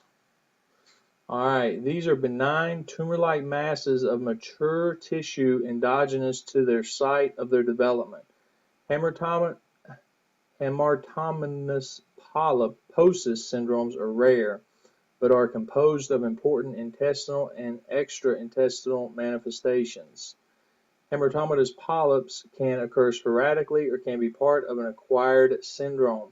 There are four main types of hematomatous polyps syndromes. That is, number one, juvenile polyposis syndrome.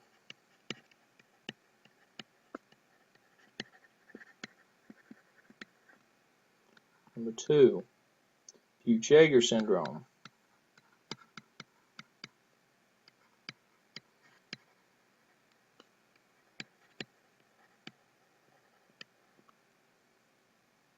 Number three, Cowden syndrome. And Cronkite candidate syndrome is number four.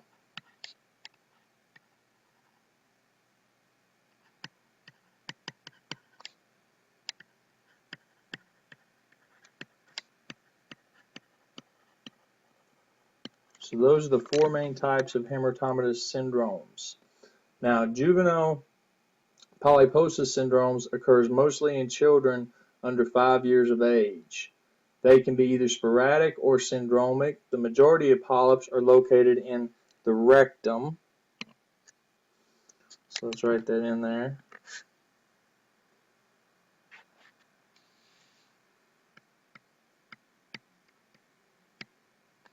In the rectum. So the most common presenting symptom will be what? Rectal bleeding. The sporadic type of juvenile polyps are usually solitary and are also referred to as retention polyps. In autosomal dominant juvenile polyposis, there can be up to 100 hematomatous polyps, and colectomy may be required to limit the hemorrhage. So what about Budd-Chiari syndrome? Budd-Chiari syndrome is a rare autosomal dominant syndrome characterized by multiple hematomatous polyps and mucocutaneous hyperpigmentation.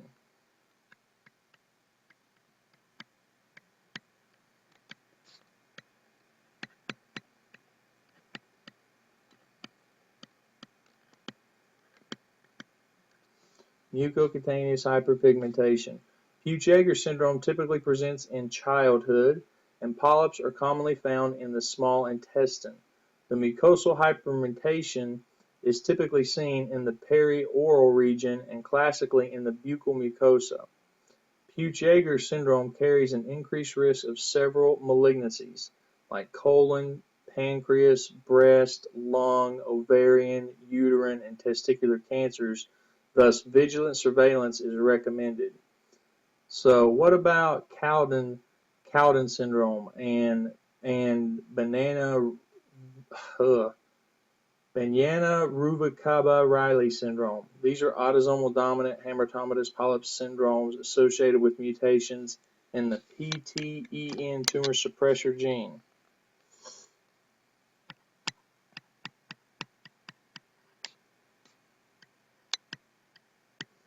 The PTEN tumor suppressor gene. And the other syndrome associated with that is Banya Ruvalcaba-Riley syndrome. And these are autosomal dominant Hereditary polyposis syndromes associated with mutations, like I said, in the PTEN tumor suppressor gene. Now, the PTEN functions throughout the PI3K/AKT pathway. So, loss of function of this leads to unregulated cell growth. That's all you really need to know. So, Cowden syndrome is characterized by macrocephaly.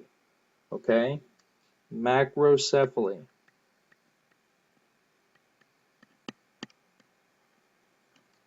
Macrocephaly. Intestinal intestinal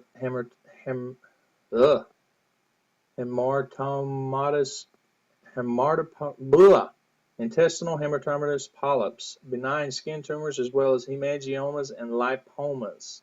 That's Cowden syndrome.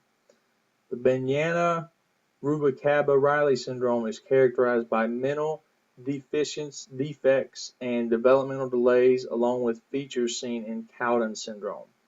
Patients with either of these are not at an increased risk for GI malignancy, though patients with Cowden syndrome have an increased risk for breast, thyroid, and endometrial carcinoma. Okay, so what about Cronkite-Candida syndrome? This is a hamartomatous polyp syndrome that is not hereditary and usually develops after the age of 50. So the other ones have been in children and they've been hereditary. This one is not. Cronkite-Candida syndrome is not hereditary. Unlike the other hamartomatous syndromes, Cronkite-Candida syndrome is differentiated by its late age of onset, around 50. Hamartomatous polyps occur throughout the GI tract, which is the stomach, the small and large intestines. So that is hamartomatous polyps. Ton of information there, so I hope you got that, but what I wrote in was what you're going to be tested on. So let's talk about hemochromatosis. Hemochromatosis is excessive iron absorption.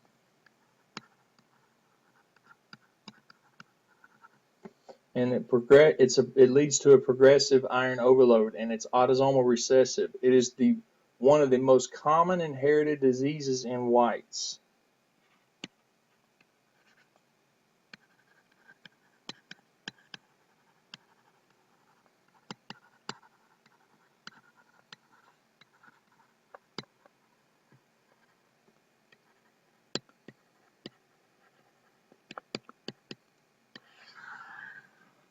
That's important to know. It's autosomal recessive, so hemochromatosis.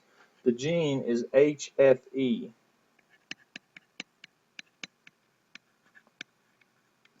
On chromosome 6.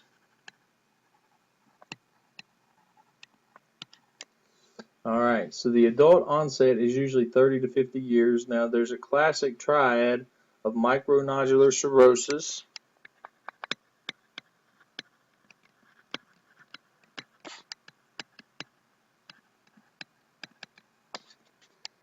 plus diabetes mellitus, plus bronze skin pigmentation.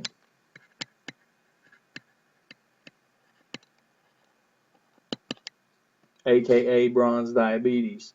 Now, explanation of iron studies in hemochromatosis with the iron overload say you have an increased serum iron, which is reflected by an increased serum ferritin.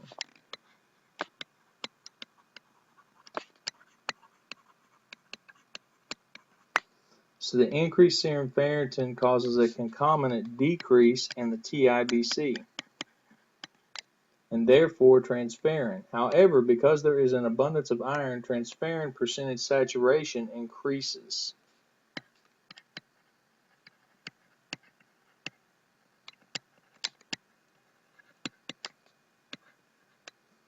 So that is what you see in hemochromatosis. You see a decreased serum ferritin, or an increased serum ferritin, a decreased TIBC, and a transferrin saturation that is increased because there is an abundance of iron. So how do you diagnose this? You look for that decreased TIBC, an increased serum ferritin, an increased transferrin saturation, and an increased serum iron. So how do we treat this?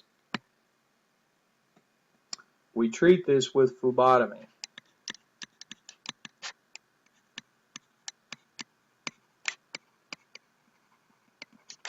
And there's a drug called deferoxamine, which is a chelating agent. Now, there's a secondary form of hemochromatosis that occurs in decreased erythropoiesis plus multiple transfusions, and that's usually through beta thalassemia major. So you can get a secondary hemochromatosis that way through multiple blood transfusions. So that's hemochromatosis. Let's talk about hepatic metabolic disorders. You can have an alpha-1 antitrypsin deficiency,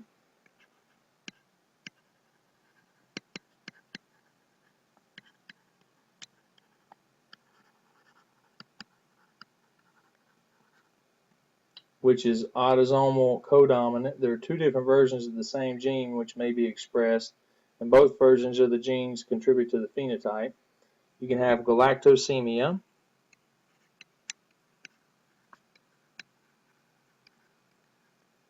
where you have a galactose-1 phosphate uridyl deficiency.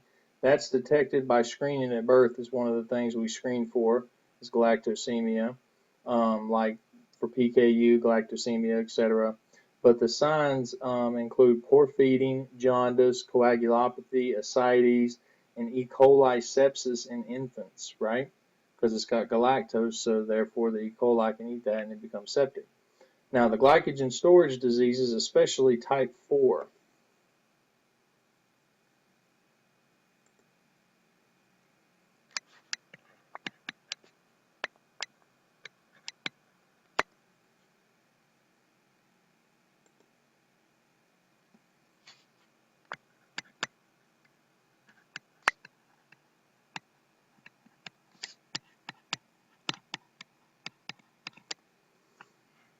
Type 4. Alright, so the glycogen accumulates in the hepatocytes and you get a foreign body reaction and hepatocyte injury, which leads to progressive cirrhosis.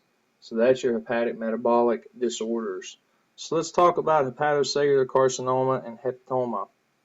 This is a primary liver tumor that most commonly occurs in the setting of chronic liver disease such as cirrhosis or chronic hepatitis. It's usually asymptomatic until advanced when it presents with liver decompensation. It's associated with an increased alpha-fetoprotein, and it's produced by the injured or regenerating hepatocytes. So you get an ectopic hormone production. You get EPO, which gives you a secondary polycythemia. You get insulin-like factor,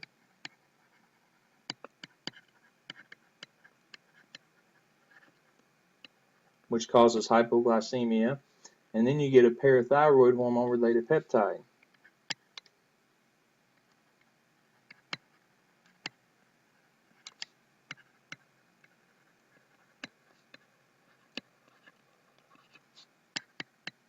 And what do you think that's going to do? That's going to cause hypercalcemia. So that is hepatocellular carcinoma and hepatoma. Big clue there, increased AFP. And you get ectopic hormone production. Secondary polycythemia, hypoglycemia, hypercalcemia. Ooh, right there you go. They've already given you the answer. So hyperbilirubinemia and jaundice. Hepatocytes convert unconjugated, or another way to say that is indirect bilirubin, to conjugated or direct, which is water soluble and thus can be excreted into bile and urine. Okay? So the patterns of hyperbilirubinemia include obstructive,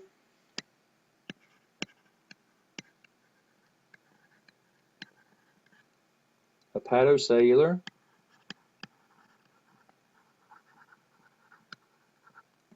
and hemolytic.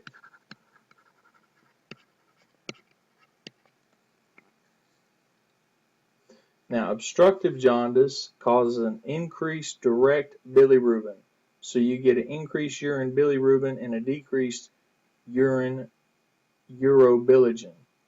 That's obstructive jaundice. You get an increased direct bilirubin, an increased urine bilirubin, and a decreased urine urobilinogen. Now, hepatocellular hyperbilirubinemia is a mixed increased direct and indirect bilirubin, an increased urine bilirubin, and an increased urine urobilinogen at first, and with time it decreases or normalizes to urobilinogen. Decreasing urobilinogen level in a treated patient is a good sign. In the hemolytic hyperbilirubinemia you see an increase in direct bilirubin, no urine bilirubin because there's no obstruction, which makes sense, and there's an increased urine urobilinogen. Now, the more direct bilirubin excreted into the gut, so there is more reabsorbed and excreted into the urine. Now, bilirubin metabolism involves the blood, the liver, and the gastrointestinal tract, and the kidneys, right? Because that's how it all has to work together. So, let's talk about ischemic bowel disease. Ischemic bowel disease occurs when the flow of any of the major blood vessels feeding the small and large intestine, celiac, the SMA, the IMA, is severely compromised. This leads to ischemia, hemorrhage, necrosis, and infarction of the bowel. The pathogenesis of damage occurs in two phases. Initially, there is hypoxic injury.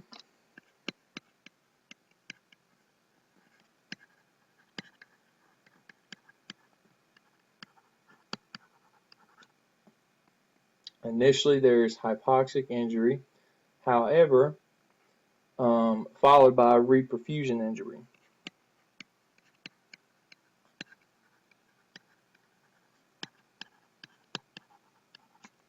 This is a very nasty sight to see.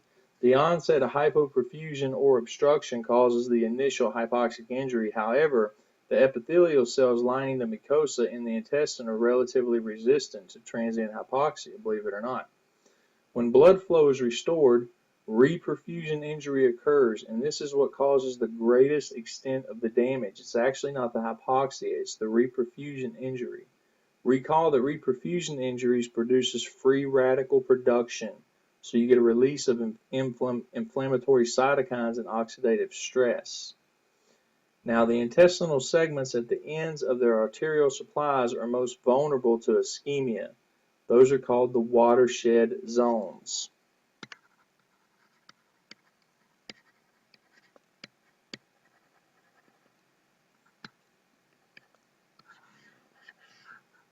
Watershed zones, the intestinal segments at the end of their arterial supplies. Okay, the two most commonly affected watershed zones are the splenic flexure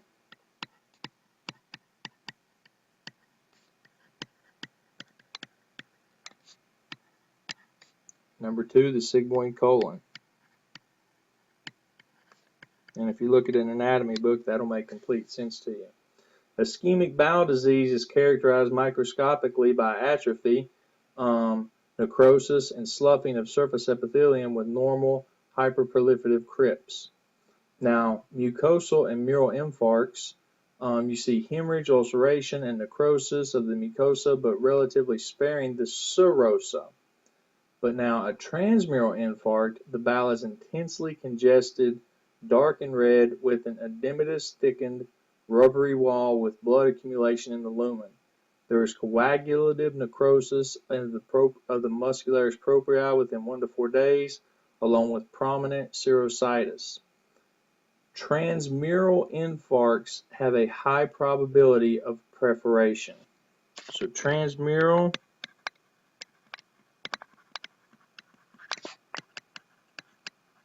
infarcts equal bad. Just think of it like that. In cases where ischemia is caused by bacterial infection, pseudomembrane formation can occur. Clinically, ischemic bowel disease tends to occur in older patients with concomitant cardiac or valvular disease and presents with symptoms that overlap GI emergencies. So that's ischemic bowel disease. Now let's talk about liver failure. Liver failure is a failure of the liver to fulfill its function, resulting in systemic symptoms or failure of other organ symptoms. Transplant is the only treatment for liver failure. Okay?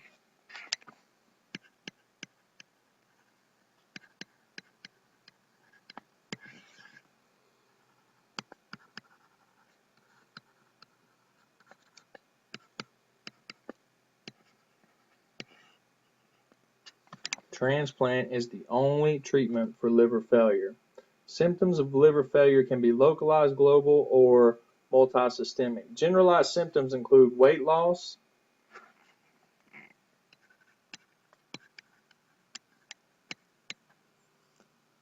anorexia,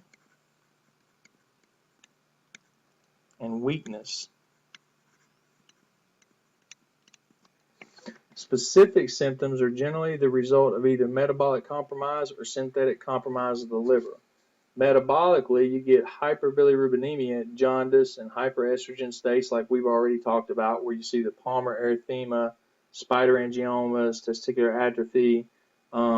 Synthetically, you get a hypoalbuminemia where the liver can't produce its proteins. So basically, you get estrogen buildup, it can't break down the fat-soluble things that it usually does, and then it can't produce the proteins that it needs to.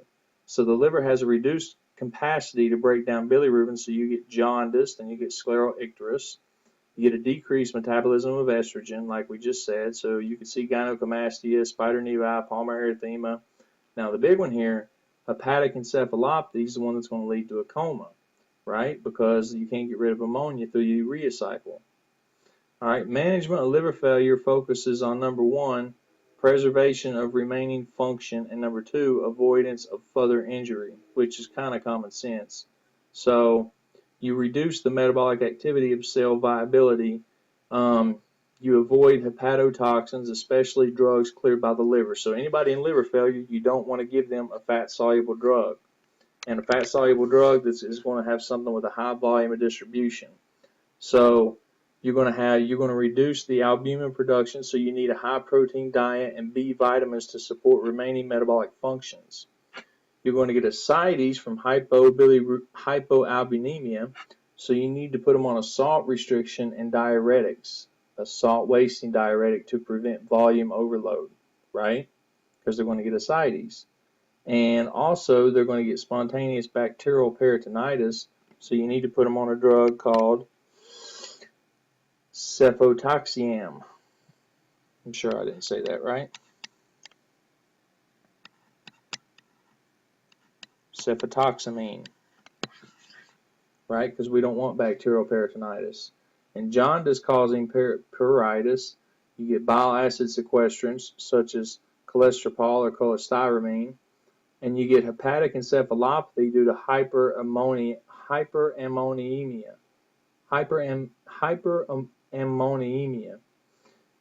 And you get ammonia resorption. Neomycin reduces gut flora production of ammonia.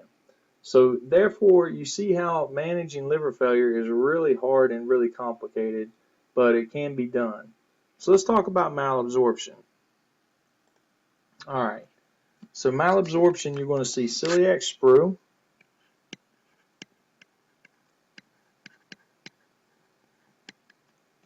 and that's an autoimmune damage to the jejunum in response to gliadin.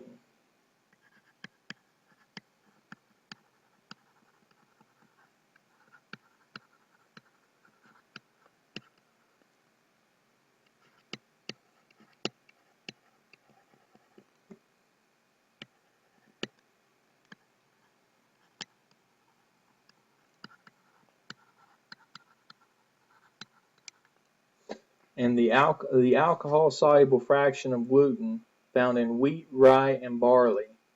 Now, histology, you have mucosal inflammation, crypt hyperplasia, villus atrophy, an increased cellularity of the lamina propria.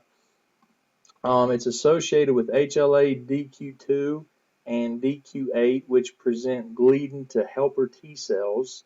All right. It's associated also with dermatitis hepatiformis, and you have an increased risk of malignancy with celiac sprue. So now let's talk about tropical sprue.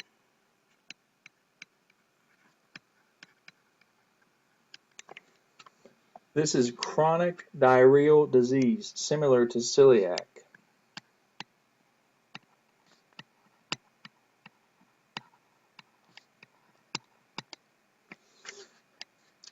You see possible infections, and it affects adults from the tropics. You see nutrient malabsorption, especially folic acid, and vitamin B12. So you see megaloblastic anemias and fat-soluble vitamins A, D, E, and K. So you can see night blindness, coagulopathies, ataxia, all kinds of things. It improves with antibiotics, though. Now there's one more to talk about, and that's Whipple's disease.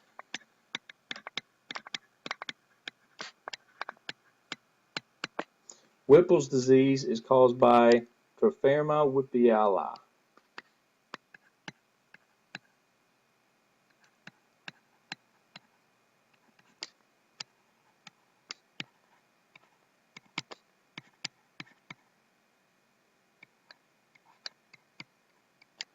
Tropherma whippiali. Histologically, it's defined by extensive macrophages with an intensely PAS-positive intracellular material in the lamina propria of the intestinal lamina propria. The classic triad of Whipple's disease is arthralgia,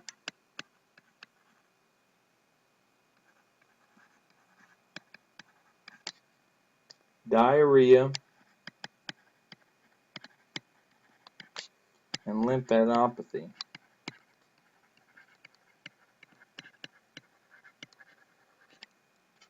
Signs and symptoms also include fever and CNS effects. So you get cognitive dysfunction and myoarrhythmias, which is considered pathognomonic.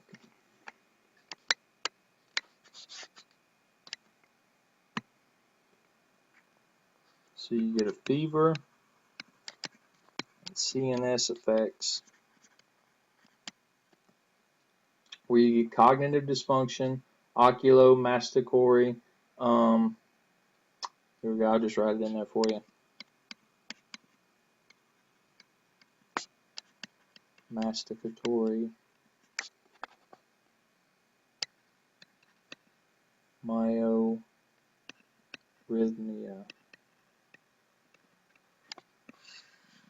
This right here is considered pathognomonic for Whipple's disease.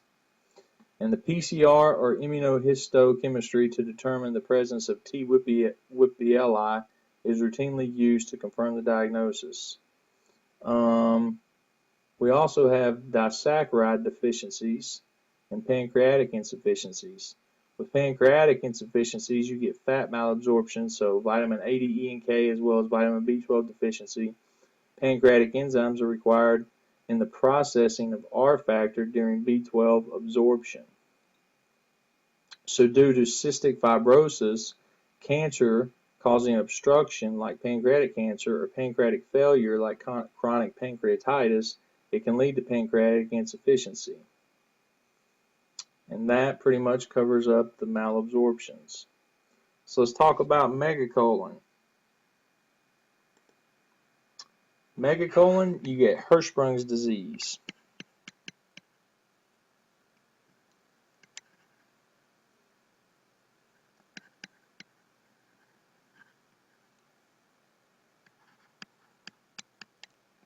Hirschsprung's disease is a congenital aganglionic megacolon.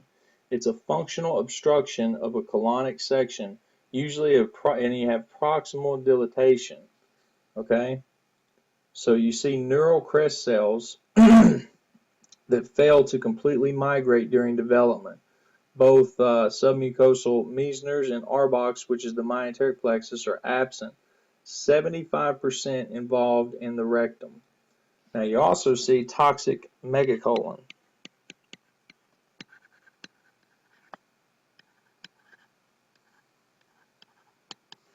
Toxic megacolon is a non-obstructive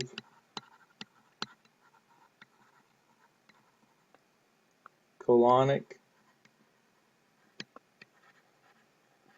dilatation plus systemic toxicity. You get mucosal inflammation extends to the muscularis externa, and you get smooth muscle paralysis, so the colon dilates.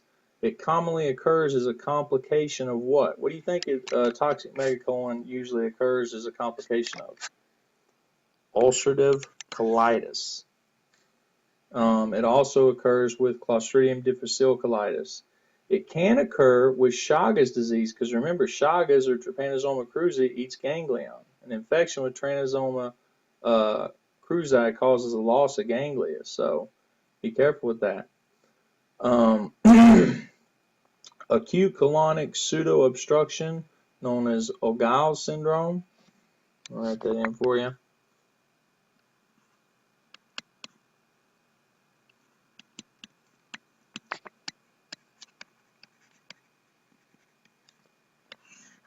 Ogao syndrome is a non-obstructive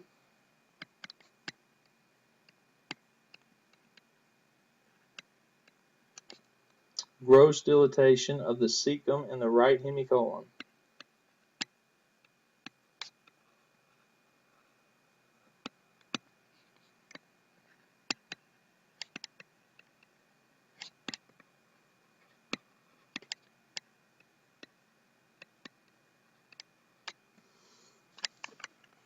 All right. So now Menetrier's disease. What do we know about Menetrier's disease?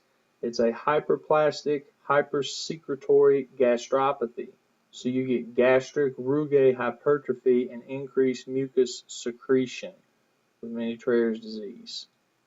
You see hyperplasia of mucosal cells. So you get valvular hyperplasia. That's a buzzword.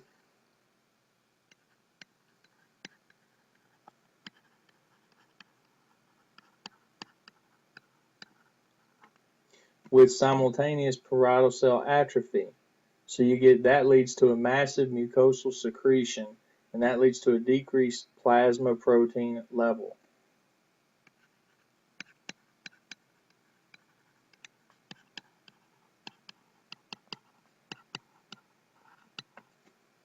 That's what's important in Menetrier's disease, is a decreased plasma protein level. The childhood form is associated with CMV infection, and there is an increased risk of gastric cancer with Menetrier's disease. So let's talk about non-alcoholic fatty liver disease. Non-alcoholic fatty liver disease is the most common cause of chronic liver disease in the United States. So you will be tested on this. The most common cause of chronic liver disease in the United States. All right, it consists of a group of similar conditions that share a common degree of hepatic steatosis.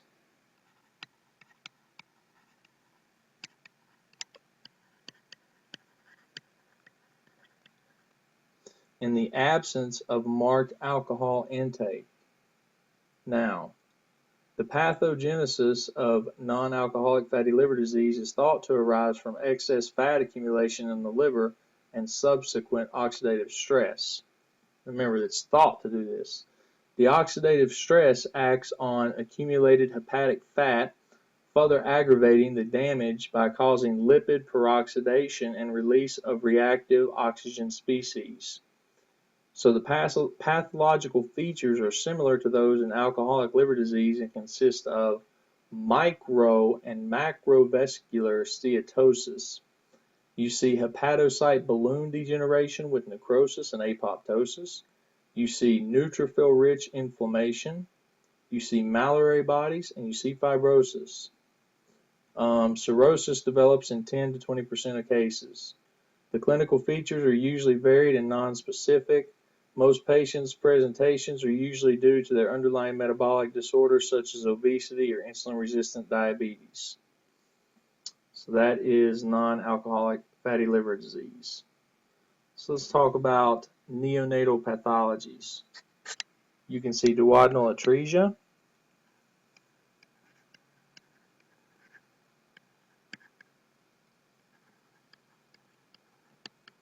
duodenal atresia is when the duodenum fails to recannulate, so you see early bilious vomiting.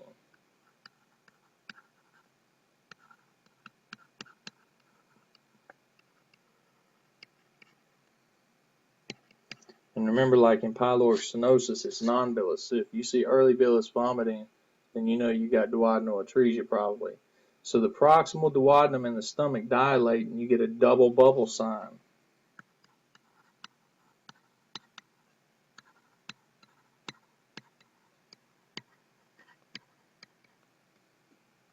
On the KUB or abdominal x-ray with no air seen distal to the obstructive segment. 30% is associated with Down's syndrome, and 25% is with isolated cardiac defects. So that's duodenal atresia. So next you see meconium ileus.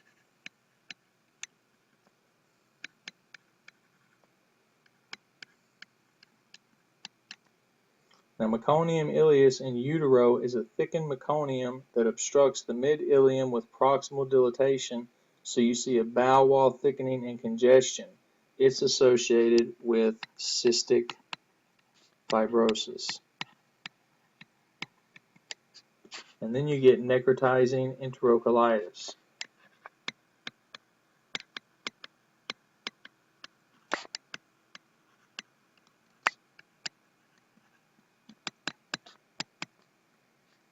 Now, NEC is a syndrome of the intestinal necrosis with an unclear etiology. The risk factors include prematurity or a birth weight under 1,500 grams.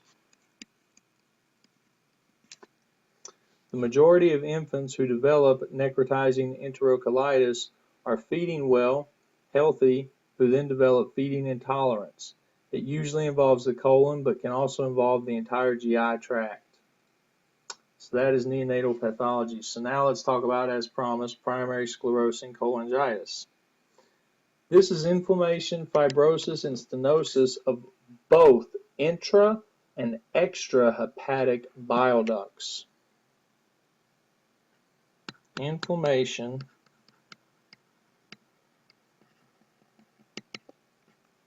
fibrosis,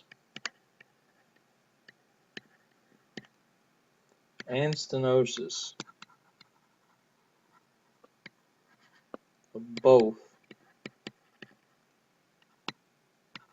intra and extra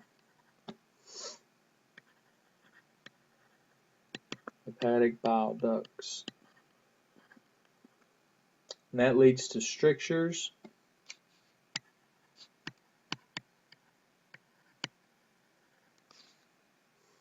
plus cholestasis.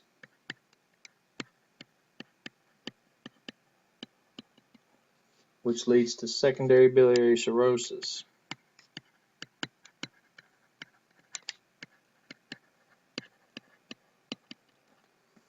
So the diagnosis is a beading appearance of intra and extra hepatic bile ducts on the ERCP because of alternating strictures and dilated areas. It's most common in males, and it's associated with an IBD or irritable bowel disease, especially ulcerative colitis. Otherwise, it's pretty rare. Now, if you get recurrent inflammation, you get an increased risk of cholangiocarcinoma.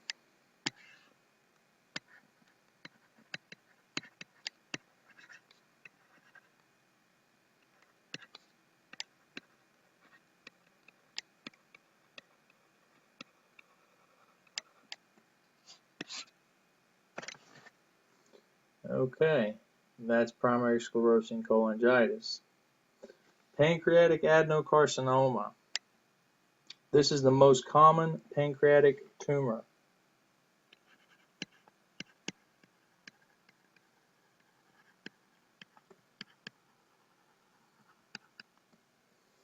Smoking is a risk factor. Alcohol is not a direct risk factor, although chronic pancreatitis, often caused by alcohol abuse, is a risk factor. So that can be kind of confusing. Alcohol itself is not, but chronic pancreatitis due to alcohol is. It's usually asymptomatic until large metastatic happens, or metastasis, and that's a poor prognosis. Usually death is less than 1 year with pancreatic adenocarcinoma. This is a very, very bad thing.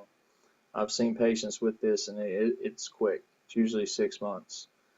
Signs and symptoms are abdominal pain radiating to the back, weight loss, anorexia. Here's a big one. Migratory thrombophlebitis. That is a buzzword for sure.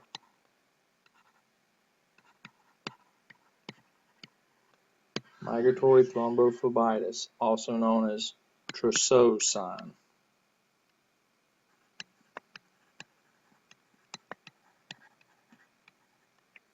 And you also get an obstructive jaundice if occurring in the head of the pancreas. The serum markers are CA 19-9 and CEA. Those are your serum markers for pancreatic adenocarcinoma, CA 19-9 and CEA. What about a pancreatic cyst? What do we know about them? Well, pancreatic cysts, there are 3 major types of pancreatic cysts. There are congenital,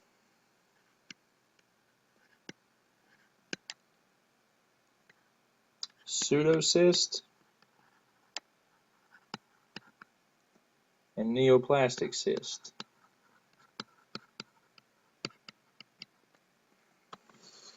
Now, congenital cysts are thought to arise from aberrant development of the pancreatic ducts. They may occur in a sporadic form or as part of a genetic disorder. Cysts are usually uniocular with a cuboidal or flattened cuboidal epithelium enclosed with a thin fibrous capsule. Okay? Congenital cysts that are a part of genetic polycystic disease spectrum are most commonly associated with, now get this, remember this, autosomal dominant polycystic kidney disease, or ADPKD. Okay? Write this in there for you. Congenital cysts that are part of a genetic polycystic disease spectrum are most commonly associated with 2 things. Number 1, autosomal dominant polycystic kidney disease.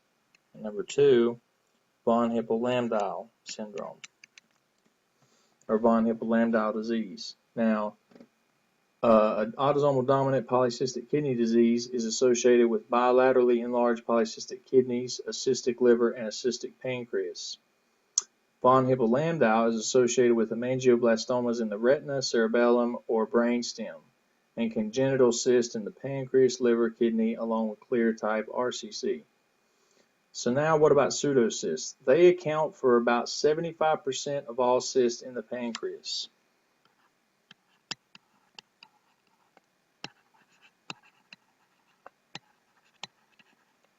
(75% of all cysts in the pancreas), and consist of local collections of hemorrhagic, necrotic, cellular material filled with pancreatic enzymes. Pseudocysts are commonly a complication of acute pancreatitis, right? Because they got hemorrhagic, necrotic, cellular material, and occur frequently in chronic alcoholic pancreatitis. They are formed by walling off of regions of hemorrhagic fat necrosis. They lack a true epithelial lining, hence the name pseudo. Most pseudocysts resolve spontaneously. That's important to remember. Some may have secondary bacterial infections, though. Now, Cystic neoplasms make up only 5% of all pancreatic neoplasms and constitute less than 15% of all pancreatic cysts. Cystic neoplasms range from completely benign to malignant. There's a ton of things here. You can get serous cystoadenomas, you can get mucinous cystic neoplasms, you can get intraductal papillary mucus neoplasms, you can get also solid pseudopapillary neoplasms, which are rare neoplasms, mostly seen in young women. Most of these cystic neoplasms are cured by complete surgical resection if there is no associated adenocarcinoma invasion. All right, that's pancreatic cyst. So let's talk about pathological changes in hepatitis. There are three main morphologies of hepatitis. There's acute, chronic, and alcoholic or non-alcoholic steatohepatitis. The key feature, or the main difference between the acute and chronic form, is the degree of fibrosis. The main difference between classical non-steatic hepatitis, which is usually of viral origin, is the presence of micro and macro vesicular steatosis throughout the liver. For example, in hepatitis C infection, there may be some focal steatosis, but this is distinct from the diffuse steatosis seen in alcoholic liver disease. The key feature of acute hepatitis are inflammation and hepatocyte degeneration.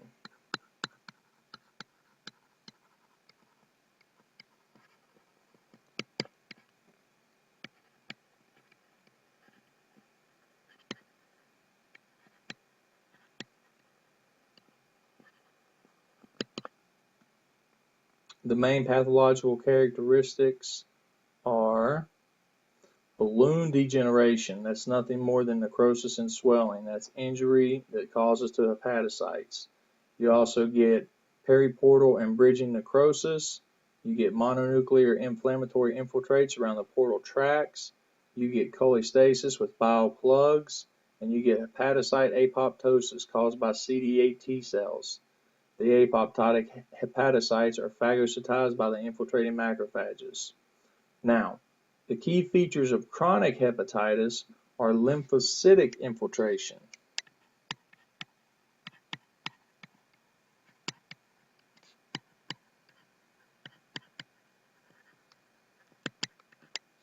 And extensive fibrosing.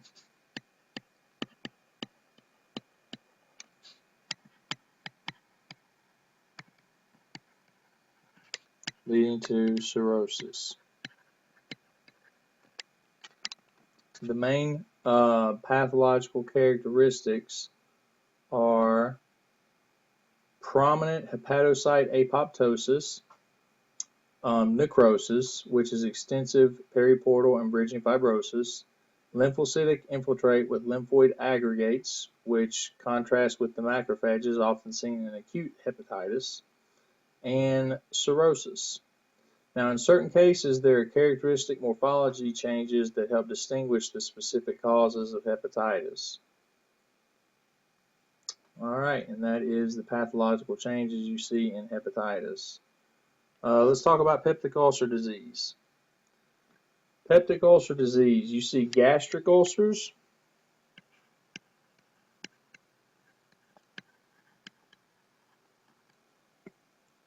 where there is pain worse shortly after eating and not relieved by antacids.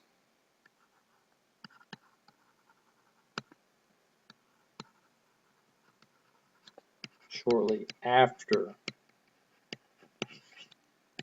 eating and not relieved by antacids, so you're going to see weight loss. Then you have duodenal ulcers.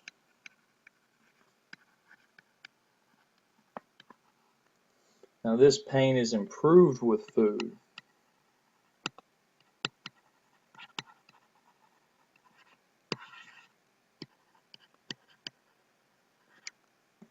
And antacids. Why would it be improved with food and antacids? Well, they're both alkaline.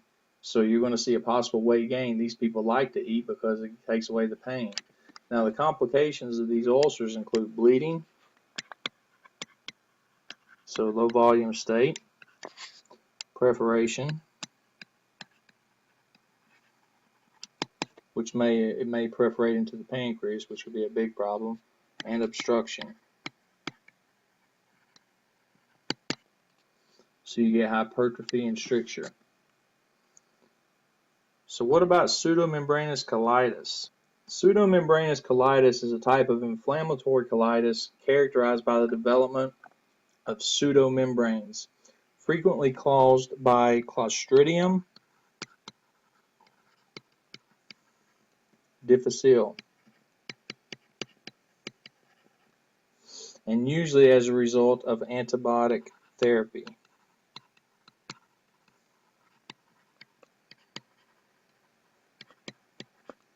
That's a big one. Pseudomembranous colitis is classically associated with prolonged clindamycin or third-generation cephalosporin therapy. The most commonly implicated organism causing pseudomembranous colitis is, like we said, Clostridium difficile. Those Salmonella, Clostridium perfringens, and Staph aureus have also been shown to cause it as well. Pseudomembranous colitis arises from a disruption and reduction of normal colonic flora due to antibiotic therapy, which allows Clostridium difficile to take hold and grow.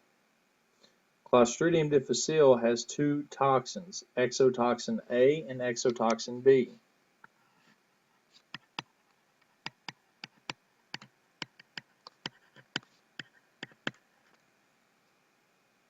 That cause inflammatory response and destruction of the epithelial cytoskeleton respectively. Pseudomembranes are thick, adherent surfaces, layers of inflammatory neutrophils, dead epithelial cells, and cellular debris formed at sites of colonic injury. Pseudomembrane formation is not pathognomonic for Clostridium difficile. However, it can also develop in ischemic and necrotic infections. Risk factors for Clostridium difficile associated pseudomembranous include patients who are hospitalized, patients who are on prolonged antibiotics, particularly, like I said, clindamycin or third-generation cephalosporins, or patients who are of advanced age. Now, Clostridium difficile associated pseudomembranous colitis is particularly an issue in hospitals, as nearly 30% of hospital patients are colonized by Clostridium difficile. 30%. So the treatment consists of oral vancomycin,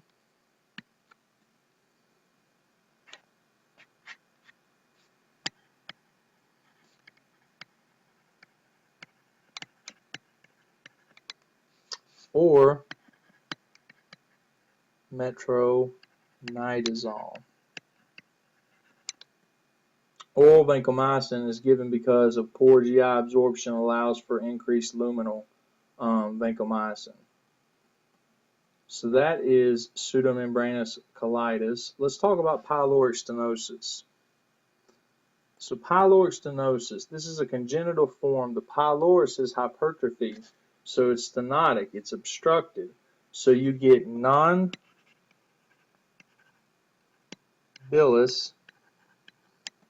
projectile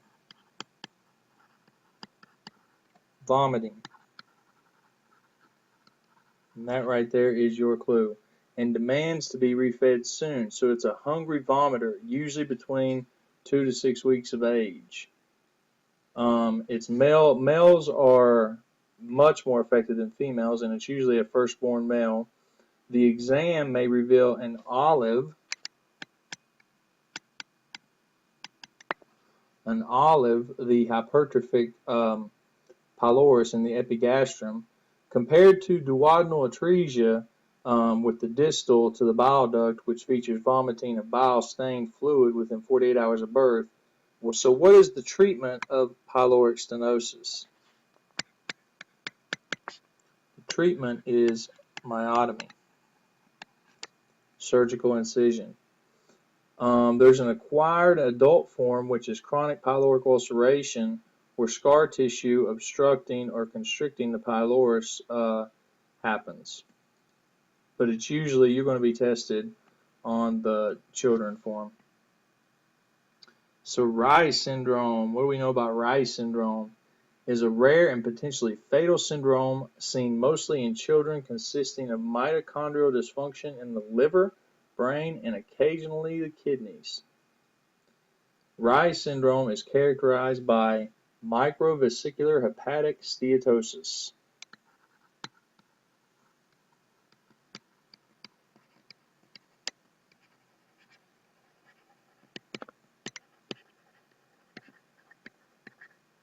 Which is a fancy way of saying fatty liver.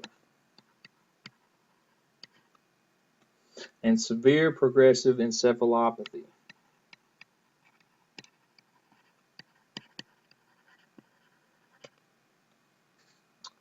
The classic history of Reye syndrome is a child who develops liver enzyme abnormalities and fatty liver damage following a viral infection.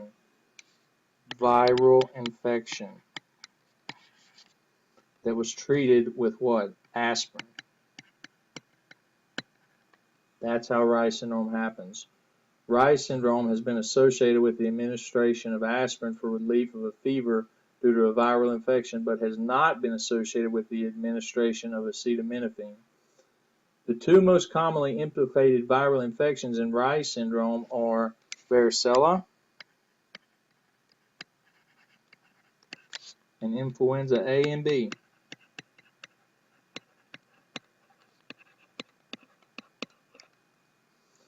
Now, hepatic dysfunction is most common.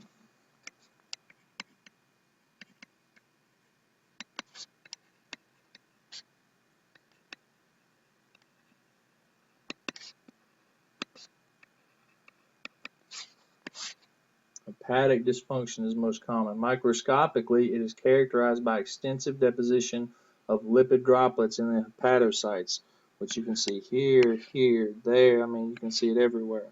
It's all over the place. You get a mild to severe permanent brain damage that can occur, with death reported in about 25% of observed cases. Children with inherited fatty acid oxidation defects have an increased risk for Reye syndrome. Okay? And prevention consists of avoiding salicylates in children with viral infections. So that's Reye syndrome in a nutshell. So what about small bowel obstruction? We're almost done. Hang in there. This is a flow of small bowel contents that is disrupted. So you're going to see pain, nausea, vomiting, possible perforation. Most common causes are adhesions and hernias.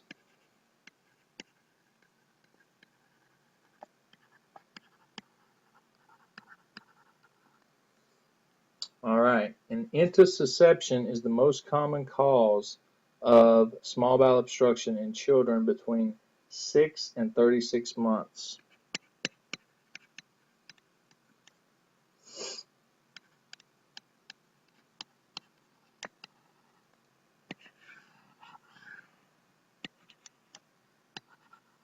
That is going to be a question. Most common cause of small bowel obstruction in children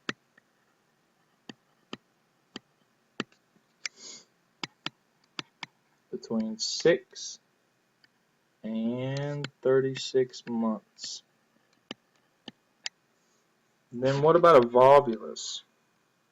I know you've all heard of that in medical school. A volvulus, it's a torsion or a twisting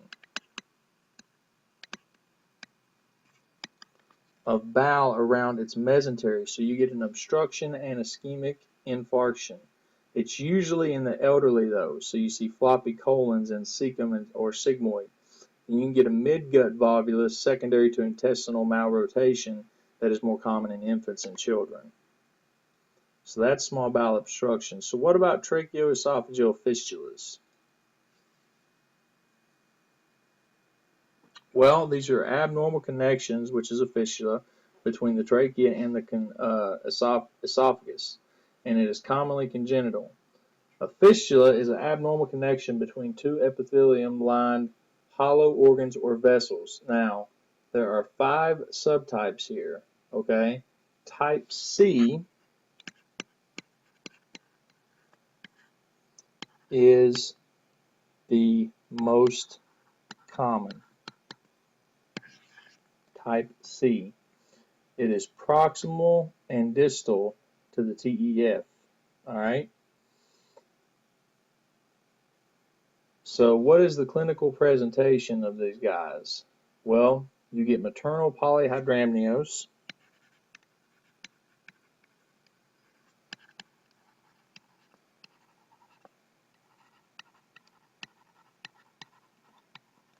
which is an excess of amniotic fluid that can be detected prenatally. Amniotic fluid is not recycled as efficiently, but is still produced by the fetal kidney. Note, contrast this to oligohydramnios in autosomal recessive polycystic kidney disease, where you have a decreased renal function, which leads to a decreased amniotic fluid production, so recycling but not producing. So you get Potter's facies, or Potter's syndrome, or face deformation due to decreased amniotic fluid. The connection between the stomach and the trachea, the stomach abdominal distension in newborns, so the chest x-ray shows the air bubble in the stomach and an increased risk of chemical pneumonia known as pneumonitis. And also you get a blind ending esophagus.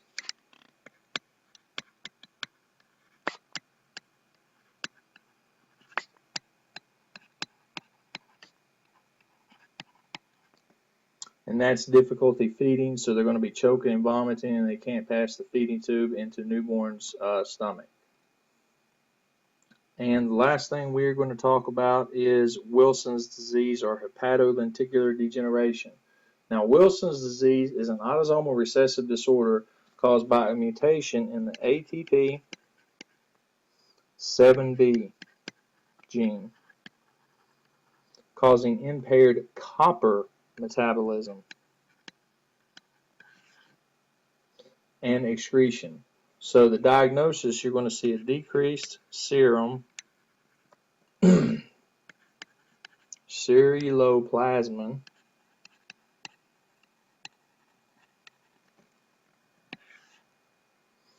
and that's going to lead to an increased free copper, but decreased total copper. Okay? So the diagnosis is an increased ceruloplasmin, which leads to an increased free copper, but a decreased total copper, which can be quite confusing to a lot of people. The total copper in the body is composed of bound and unbound fractions. Ceruloplasmin accounts for most of the bound fraction. Because of the decreased ceruloplasmin, total copper levels decrease, but free copper levels are increased. Now you see an increase in urine copper excretion.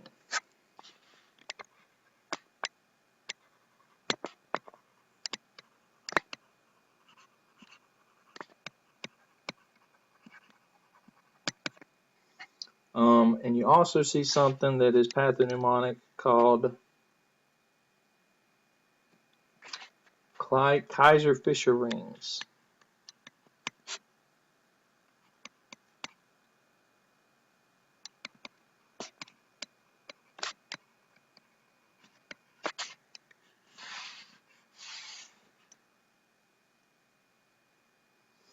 Kaiser-Fisher rings. Kaiser-Fisher rings encircle the edge of the iris, so copper deposition is in the cement membrane. And copper also gets deposited in the liver and the brain, especially in the basal ganglia. Also in the kidney. The name hepatolenticular is why we name it that. The diagnosis is usually made in the first decade of life with liver disease, or the third decade with neurological disease, because it deposits in the basal ganglia. So what is the treatment for Wilson's disease? Penicillamine. Not penicillin, but penicillamine, which is a chelating agent. And that is GI pathology. I know that was long, but it's important to know all this stuff. So if you just concentrate on what we did, you'll be fine.